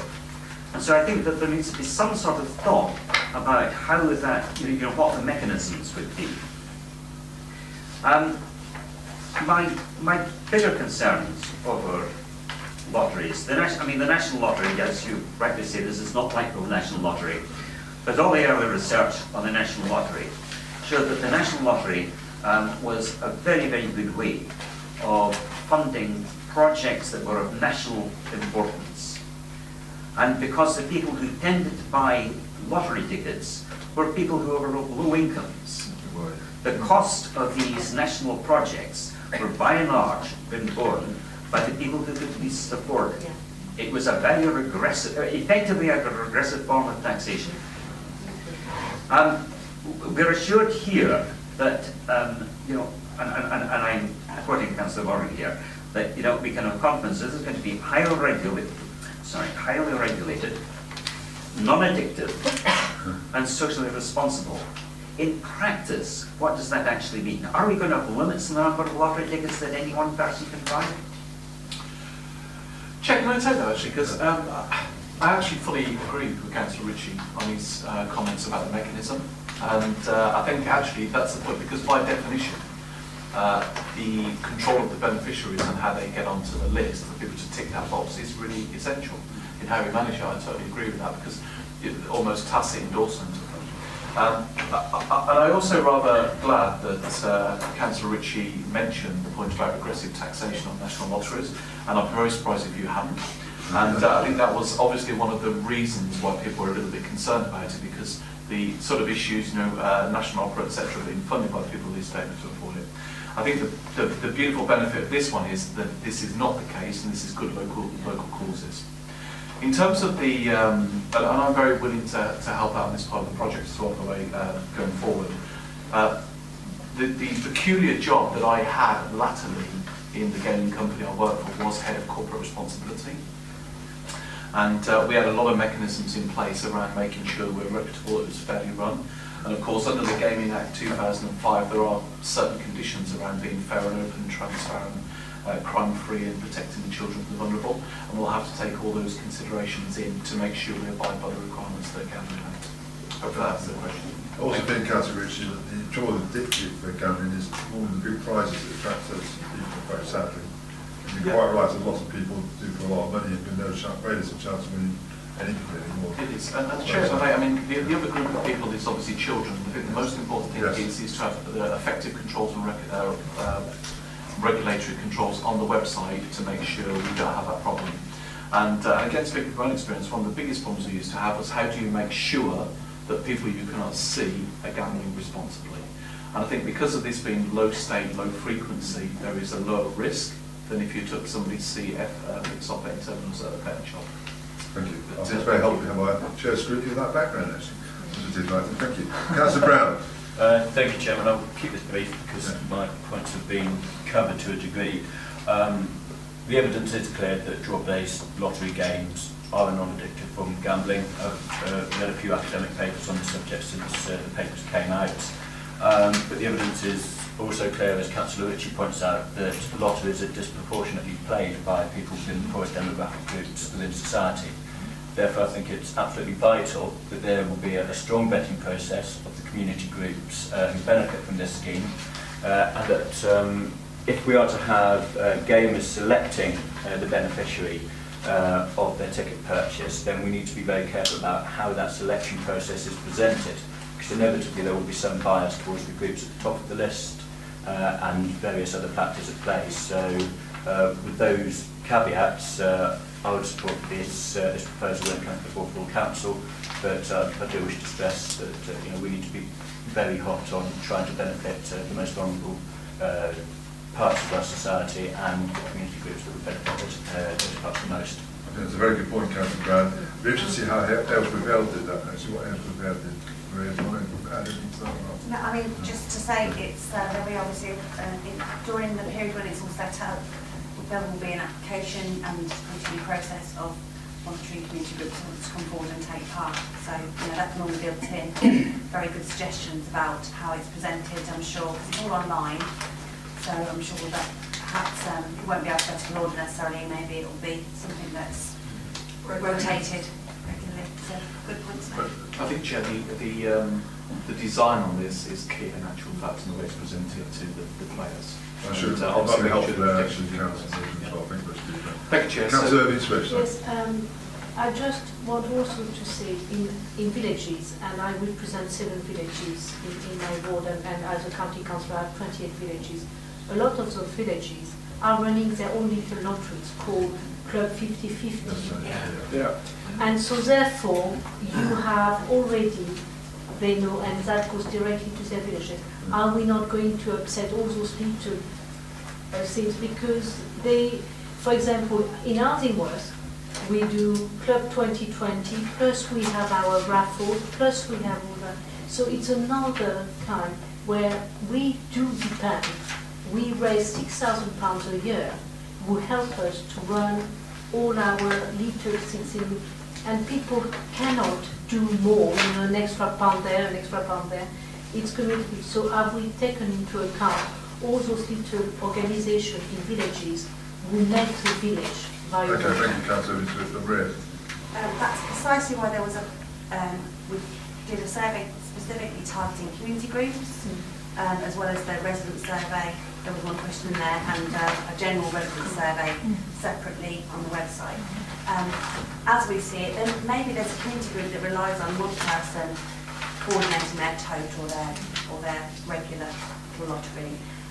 It will give these things can happen alongside each other, or it may be that some small organisation would prefer to go down this route because they won't have to do any of the organising for very little, other than telling everyone we're changing over to this. They're guaranteed a percentage stake in anything else that people sign up for them. So that's precisely why we did the consultation, and we're confident that the two things can operate, and it gives local community groups an element of choice. Can I come back to that? Because I do think it's very different. In every village, you have a lot of little community. Those little community will not come to you. I mean, I don't, because you are not talking, they don't want, they might want £20,000 one year, but the next year they don't want it. So I have a problem if you think you will attract those community villages. I have to say, my experience, Councillor Ernest Smith, I mean, I've dealt with lots of 200 clubs in my time, even the Conservative Party had one, for example, more than 200 of them, to have raffles and what have you. There's always options for people to spend the money and how they spend it. I think the focus about this is on the community they live in and the area we live in. And we have to see how it goes. But Councillor Morgan's made a very good point tonight. And we're not going to encourage people to gamble, but obviously something like have a flutter, and have more chance of winning the prize, which is quite nice actually. But also I would say that because you named Aylesbury Fair, and I used to be a councillor in Aylesbury Fair, and I used to live in Aylesbury Fair, I think the demographic of Aylesbury Fair and we are very different. I mean, you know when you cross the border, when you go, when I live in London, so it's a very different population. Councillor Morgan. Thank you, Chair. Before we go to confirm the recommendation and our votes on it, could I say, people may not know this, but I used to manage bingo clubs many years ago. And all your confessions going out. I know exactly, yeah. So I have to adopt, and this before I go to Bangladesh next week to say to tobacco farms. But the interesting thing is, when we used to run our bingo clubs, we used to have, this is run for a commercial concern, and down the road there was always community-based bingo evenings. I don't know how well regulated they were, if they were applying by the regulations at the time, which actually was 1968 coming up back then. And we had to be properly regulated and have pink cards and all the rest of it. But you still had happy coexistence of all these forms of gaming because people had different appeals to them and different engagement levels. And I think this one is highly recommended because it does give local community beneficiaries the opportunity to come forward and the player to select those and have a little flutter at the same time. I'm envisaging the application process should be nice and simple. Much as we've seen over the recent years, where it's amazing if you go in Waitrose how many different organisations. It's the ones we've heard of and plenty more that we haven't. Local good causes that are getting on board and going into their monthly share of £1,000. Chair, it's a good platform for those organisations to raise their profile. Yes. I like how much tokens worth, so actually get each token against Exactly. Thank you.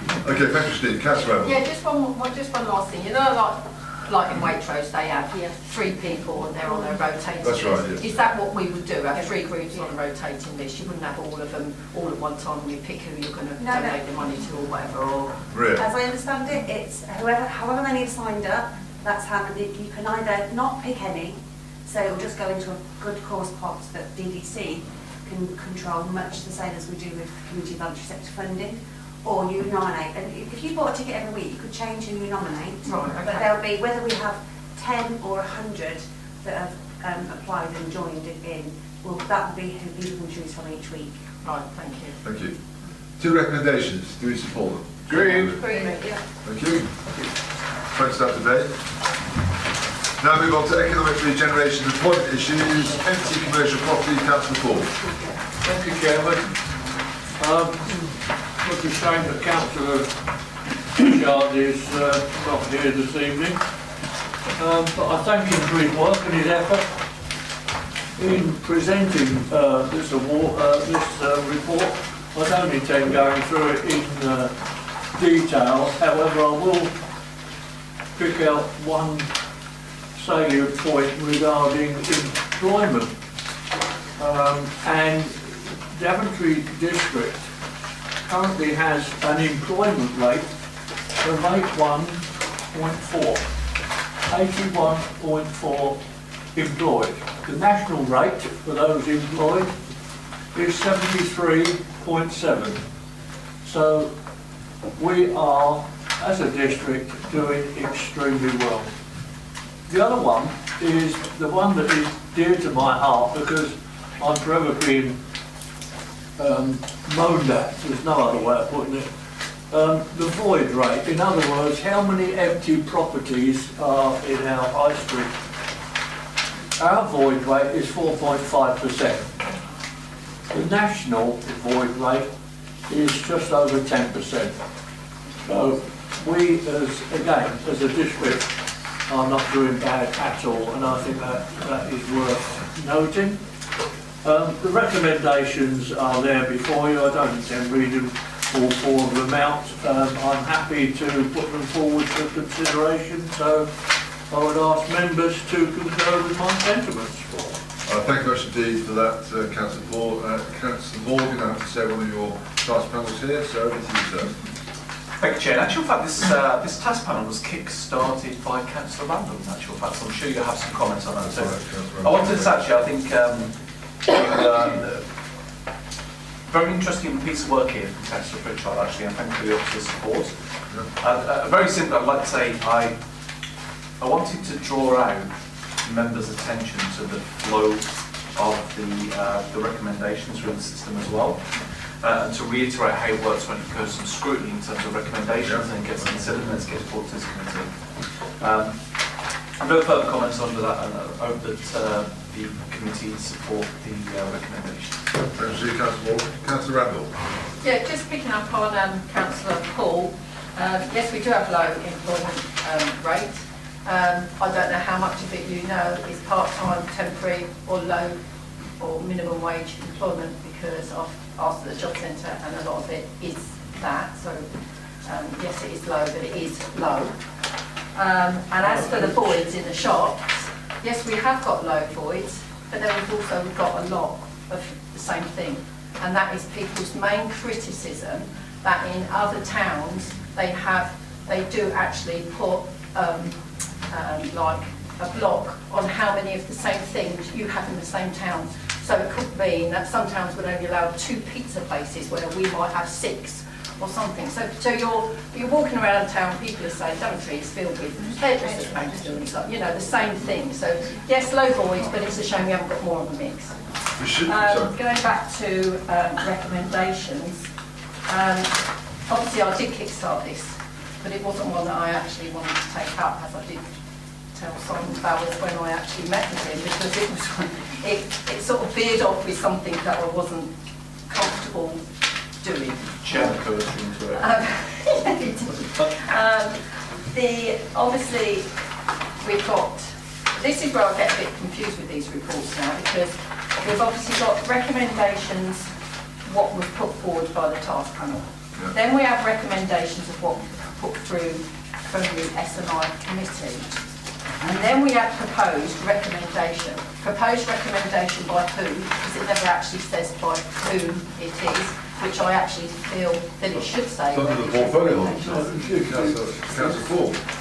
Okay, so it's Councillor Paul. That's his portfolio. Responding to your that actually then changes the S&I committee recommendation. You specifically on it, well, Councillor Randall? Yeah. It's okay, because I'm just interested to know, because this isn't how it works always in other councils. S&I recommendations come to the committee and then it's sort of changed, where it's swapped around before we've had chance always to have feedback. But I know on the empty commercial change of use, often what I was looking at in the beginning wasn't necessarily the retail unit underneath. It was the fact that we've got empty units that have got retail underneath with living accommodation above, and the whole building is empty, and we're not bringing back into use what could be flats above. And that was more of the line I wanted to go down for. So number 3, actually to me, would have helped that of the recommendation of the task recommendation, and now that's been removed as I see it. Okay, I'll let you come back at the end, Councillor Paul, thank you.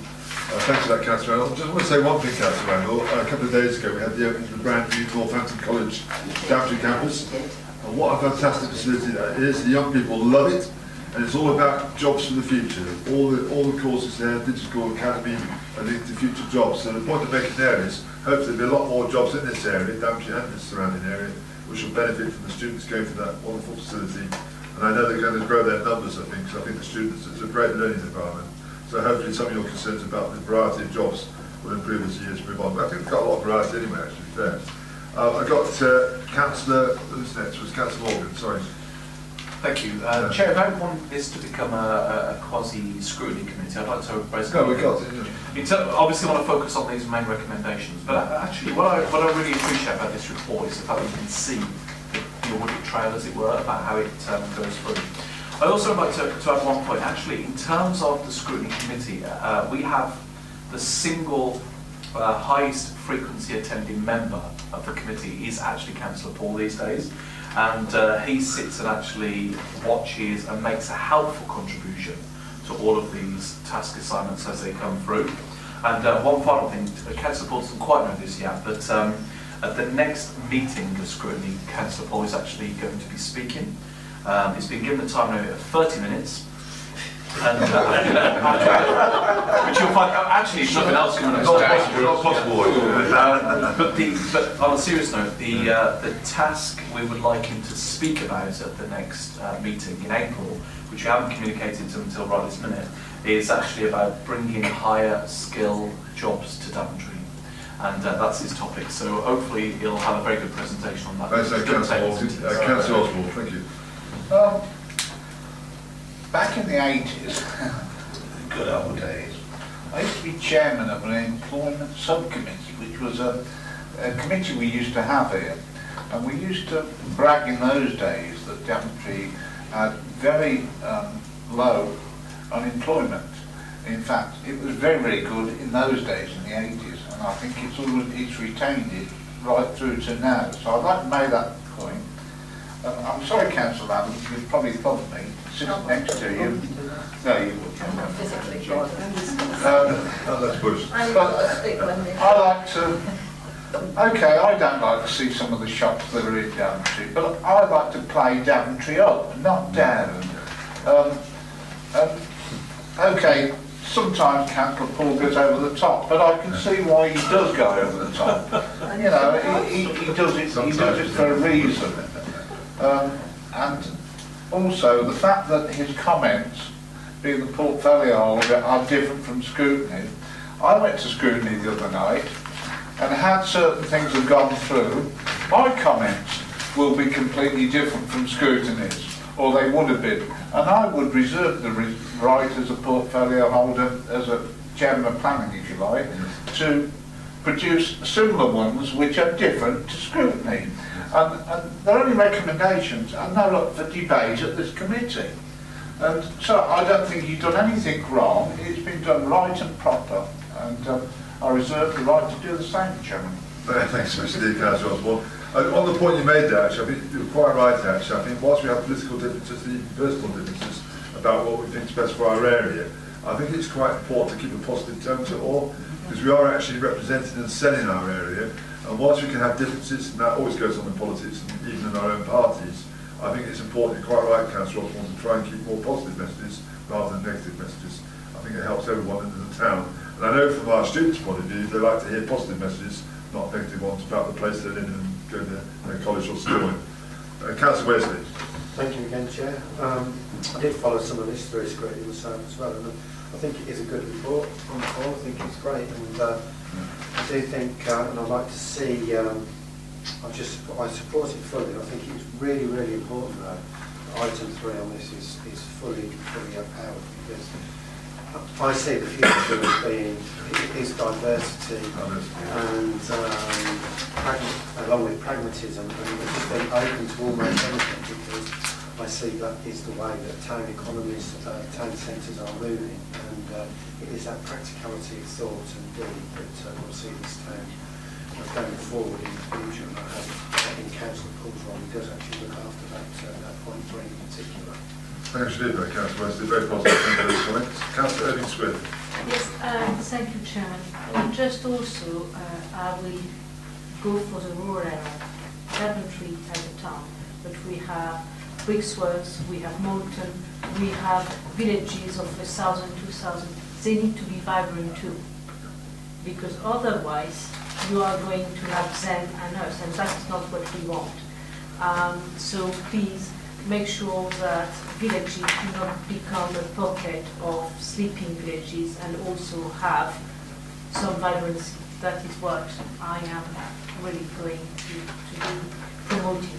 Thank you. Thanks for that, Councillor. We totally agree with you there. Councillor Guildford. Just to say that I too was at scrutiny. Oh wow, you're scrutiny this week, and there was an excellent presentation on the green flag, and it was a very good educational session for myself. But I think the process is right, and I like the way this report is set out. Just commenting on that, the way it goes: task panel, S&I, and then a proposed recommendation from the portfolio. I think that is the correct route to take. So I just want to say we support of the process. Thanks for those positive comments, Councillor Guildford. Councillor Morgan. Thank you, Councillor Guildford and Chair. Yeah, well, it's very kind of you to comment on that. I think, actually, going back to scrutiny for one final point if I may, yes. rather than actually substantiate points of this document. We do have a very clear pathway from the time it becomes a piece of work we're going to look at right the way through to the conclusion. And actually I may also add to members that we now also do a 1 year post-implementation review, which is quite frankly why we have 14 assignments on the agenda here tonight to discuss, called assignments, because it does get congested. So whatever happens here, once it's gone through full council and it's being implemented, which we also track at scrutiny, then 1 year after that implementation we will take another look at it. So that reassures, particularly in Councillor Wesley's point about let's make sure it happens. Thank you, Councillor. Thank you very much, Chair. I will not say any more about scrutiny. Councillor Paul, can you wrap it all up now, please? Yeah, certainly wrap it up. Within the time limit, obviously, Chairman, you know. Yes, please. However, if Colin Morganton, or Councillor Morganton, I can keep to that limit, he's standing more chance of being struck by lightning. But however, hairdressers in town, quite honestly, it's a fact of life. The business is there because it's a business. If it wasn't a business, it would fold. And I'm absolutely staggered by the amount of people, or by the amount of ladies and men that go to hairdressers in Daventry. So there we are. High skill and jobs were mentioned. The biggest bugbear to bring high skill and high echelon earners into Daventry. And if I take the Catesby Aero Research Facility as an example, we will be bringing in high skills for that facility. However, they have to travel, or their children have to travel out of Daventry to be educated. That cannot be right. We cannot sustain the type of employment that we are wanting in Daventry, and we've wanted it for a number of years, ever since the original master plan was put together. We had planned for a skill park up near Interpark. However, you know, our education in Daventry has severely let us down. We're doing everything in our power to put that right, but that's where it stems from. Councillor Randall mentioned vacant flats over shops. Yes, I do agree with her. However, there are several examples in town. The old job centre being converted into 26 dwellings, Market Square 15, don't grumble, Councillor. And the problem... tit-tat across the chamber. Councillor Paul.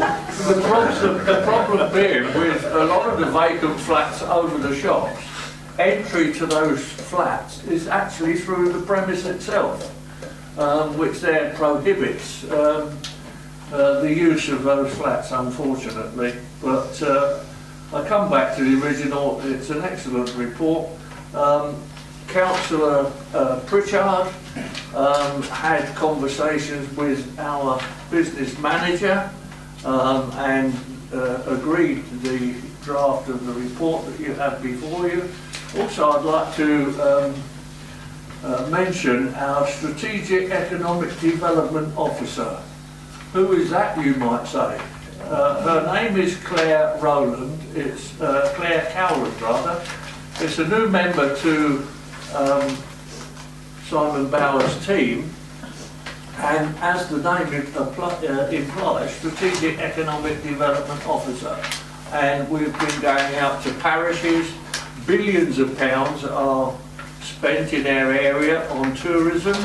I've been conducting discussions with Councillor Irving Swift, because she lives probably the furthest point from Daventry, regarding the tourist opportunities within our district. And it's an area we're looking into, because not only will we bring the town up to speed, we hope to bring the district as a whole up to speed.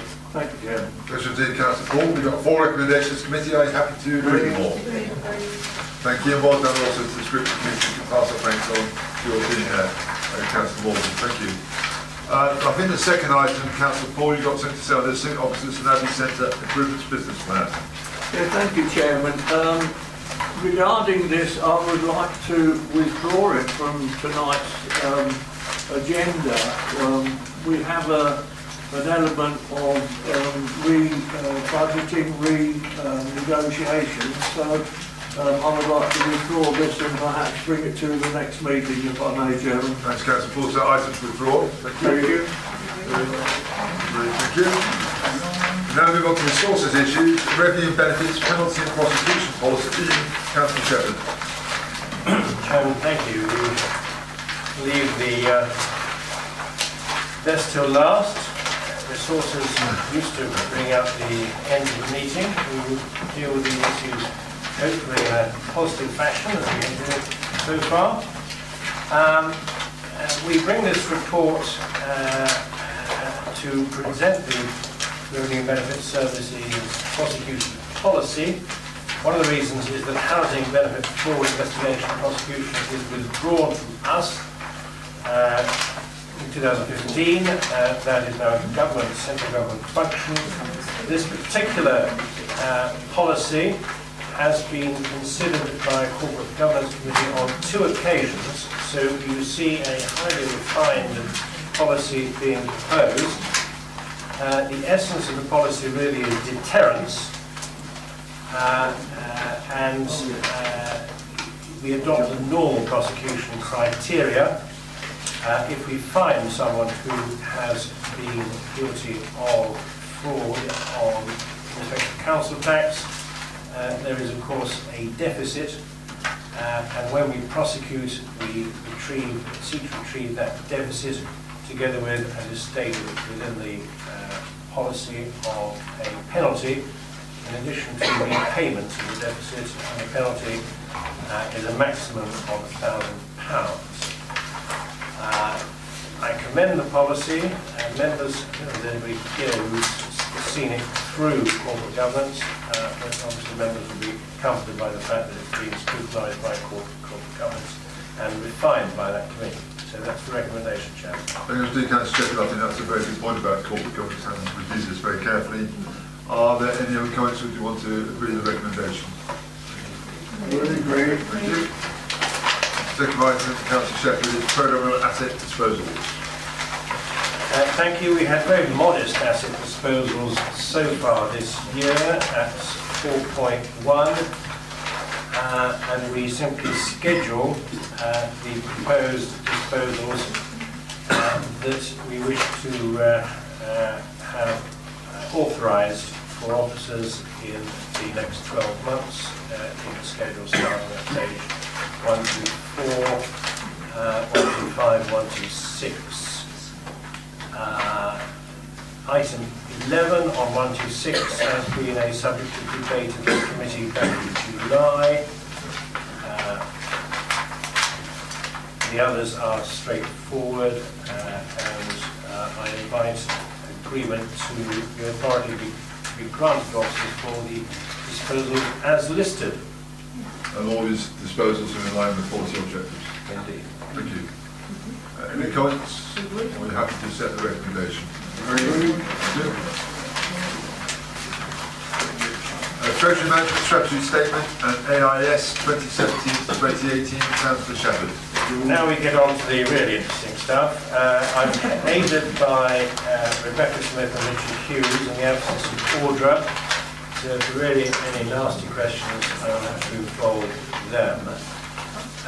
The Treasury Management Statement, I will first of all make 2 caveats about it.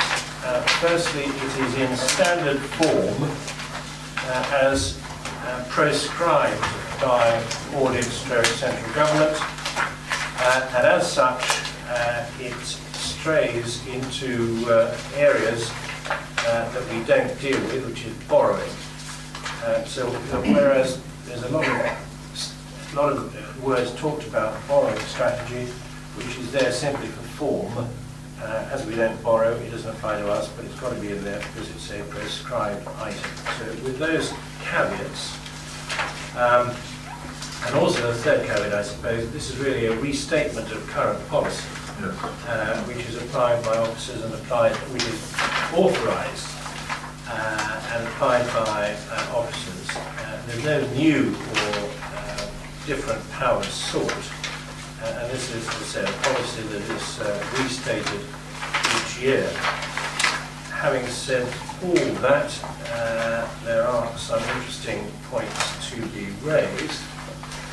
And I'll just highlight a couple. There are some indicators at 441 and 442 which are interesting. We have noticed, obviously, pressure on revenue, not so much pressure on capital. Yeah.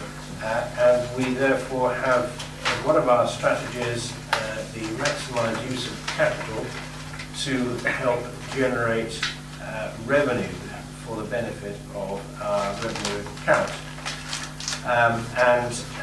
When we have receipts that are specifically generated by capital investments, we identify them as positives. What I'm really saying is if you look at the figure at 441, 2.08, that is the percentage of our net revenue spend that is generated by income generated itself by capital investment. Got it? Yep. Right, good, I'll move on. Similarly, the 442 indicator is an indicator of capital benefiting council tax. So if one turns the page and goes up to page 134, we see the fact that the similar receipts generated by capital go on to relieve the council tax burden of Band D to £6 currently, £16 next to £17, 17/18, going up to £30. Those are really quite sort of sad statistics in the sense that only sad people appreciate them, but that they are comforting statistics and are a credit to us, and it's certainly not something that most authorities will be able to demonstrate. Do you appreciate them, Councillor Shepherd? I love them, yes. Once I've got my head around them. It's a minus. Now, the cash figure at 5.1, it's interesting that we always get excited when we see these reports. I mean, I looked last year at 51 million, and at this time of year, we see December 31st figures of capital that we've got sitting under investment. It's a slightly enhanced, an artificial figure, because quite a bit of that is not our money. It belongs to other people that we've collected and we get it paid over to the county. Quite a bit is cash in hand that we're using on a day-to-day basis. It's not free capital by any means, but it is interesting that it's 5 million more than was the case at the same time last year. So broadly, these indicators are good. Of course, we have appreciated the reduction in interest rates that's flagged also in that particular column at 5.1. We used to see 1% or 1 point something. Now we see very little sign. There's no question of any 1% down there. There's 0.8, etc. But it still produces 300 plus thousand in the current year, anticipated to be nearer 2 next year, although those estimates are usually slightly cautious. So going through the rest of the papers, we've come to the borrowing strategy, which I mentioned earlier, which is really largely irrelevant. The investment strategy, which reflects previous past use, we go 1138. All our 56 million is within the specified investments, page 138. There's nothing on non-specified investments. And I think that's really all I want to draw members' attention to. So if there be any questions or recommendations for you, Chairman? Pleasure indeed, Councillor Shepherd. That's succinct. We're going through the paper. Are there any questions? Councillor Paul. Yeah, thank you, Chairman. I'm grateful for Councillor Shepherd to acknowledge the fact that we can create revenue from capital. That pleases me because I'm sure he's sick to death of me saying how much revenue we get out of our property portfolio, but at least we're creating revenue out of capital and not disposing of assets to top up revenue. Thank you. Are there any other comments? If not, are we happy? Oh, sorry, Councillor Commons. Yeah, just one question. You may or may not know the answer. I noticed that on 5.1, when all the money that is put in various banks matures, is that deliberate when it matures to help support council function?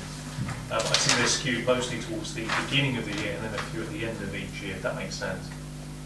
Councillor Shepherd? Yeah, when a particular element is matured, then it matures for one of two reasons. Either it comes to the end of its natural life, i.e. it's been placed with a particular institution for a fixed period within our criteria, and we can't, we limit ourselves to the number of years that a sum goes to a particular institution for safety reasons.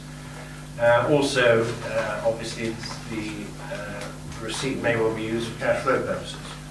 So it's a combination of maturing for specific cash flow purposes or simply the end of the period of the term investment.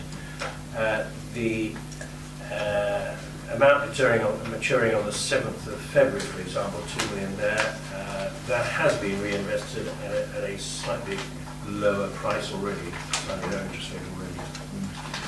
Thank you, Councillor Shepherd. Councillor Swift. Yes, just following your question, we had a very good session, member development, about treasury, and the person who presented the report is in the room, so if you have questions about the bank and when it mature, that was explained at member development. Thank you, Steve, for highlighting member development again, Councillor Swift. Thank you. You did your job well. Councillor Paul. Yeah, thank you. I thought Councillor Shepherd will confirm that all these invested monies are in sterling. They're all sterling accounts. Yes, there are some foreign banks, but they're all in sterling accounts.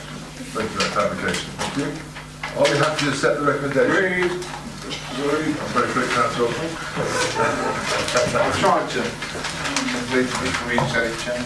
I know. Thank you. Next item, 2017-18 Capital Revenue Budget Medium-Term Financial Plan. Councillor Shepherd. Thank you, Chairman. I forgot on the previous item to mention that Rebecca Smith is a valuable addition, recently joined us from Oxfordshire. Accountant.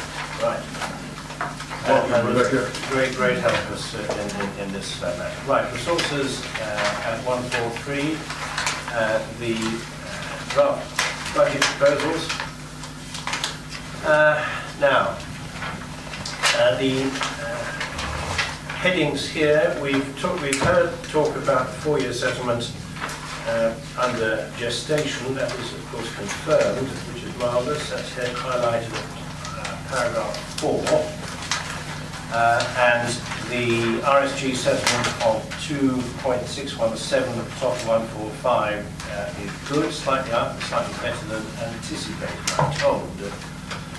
And at 4.6, it's noted that it's anticipated that our settlement funding and other grant will be finalised in early February. Now, I'm told hot off the press that there is going to be a Commons debate on this on Wednesday the 22nd of February, and we would anticipate the final settlement to be published ahead of that. So we should be able to report the final position to Council on the 23rd of February. Another highlight at 4.9, which slightly sweetens the pill for those people who do not like these wind farms. We get all of the business rates from wind farms, and this is no less than £800,000 next year, and that is guaranteed for 25 years, subject to they're still going, of course, and we would like to think that 800 is probably plateauing, but it might get up to £1 million a year, which is significant, softens the blow. The new homes bonus has been clarified slightly, as we've seen there at 4.13. This has no real effect on next year's budget that we're talking about now, but it's comforting to see that it's not as bad as I think some people predicted.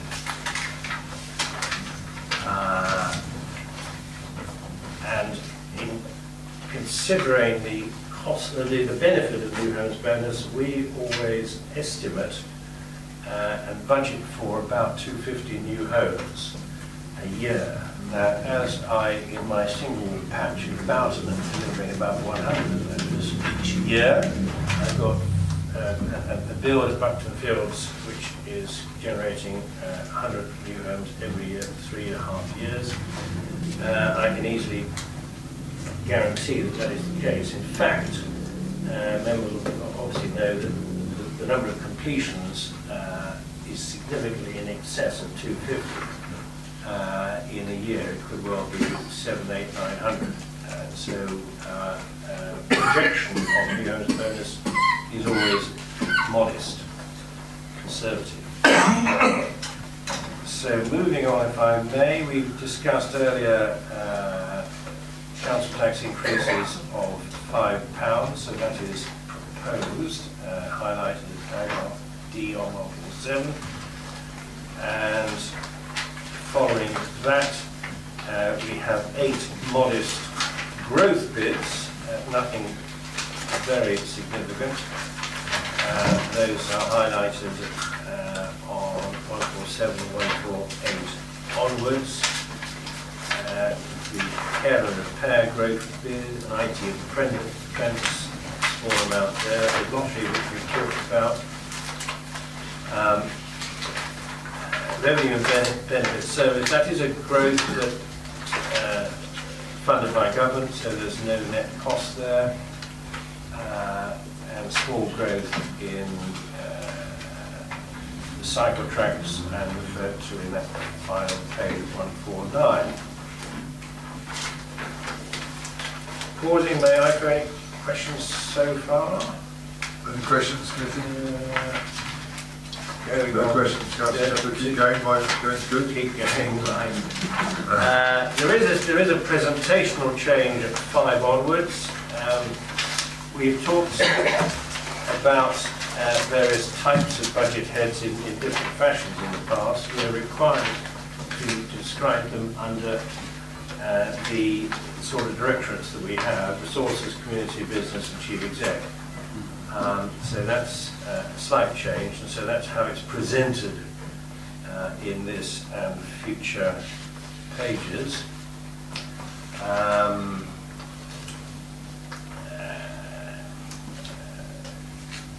don't think there's anything particular there that I need to draw attention to. We budget for a modest surplus. There's discussion at 152 of reserves, where whilst the headline figures, of course, are significant, we are encouraged to review reserves really as described in 5.8. What they really are is those figures there, about 7 million or so, non-earmarked general reserve. That's a proper figure to think about in terms of general reserves. Slight typo, if members are interested, at 6.1, we're talking about Appendix 3 there, not Appendix 4.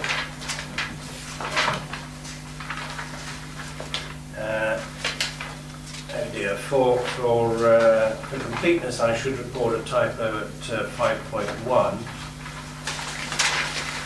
Really, this is for the minutes. As I'm being recorded, let me just say this. The figures at the bottom of 5.1 should read as follows. General fund 12.173. Charge to Daventry special expenses 0.344. Charge to other special expenses at 0.036. Charge to capital 0.311. So the designations in the left-hand column are just slightly the wrong way around. So that will come out in the minutes of tonight.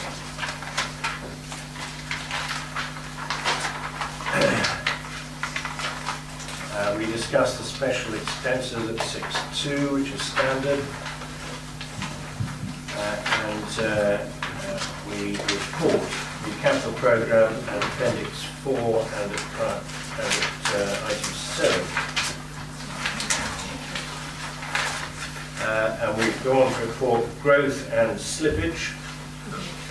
Growth, the depot and transfer station of 2.5 million, that's a new item, and of course there's still discussion as to exactly what that's going to comprise. The wheelie bins is a new item, and that could actually slip further because of course the new contract is effective in June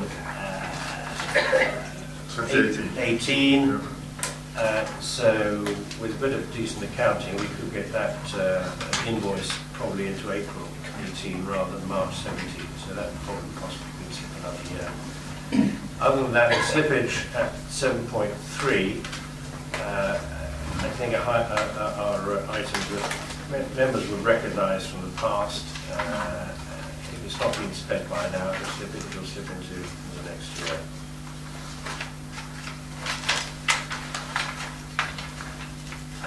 And the capital receipts over the page at 156. I think the thing to highlight there of course, is that the glory days are over when we can anticipate significant capital receipts.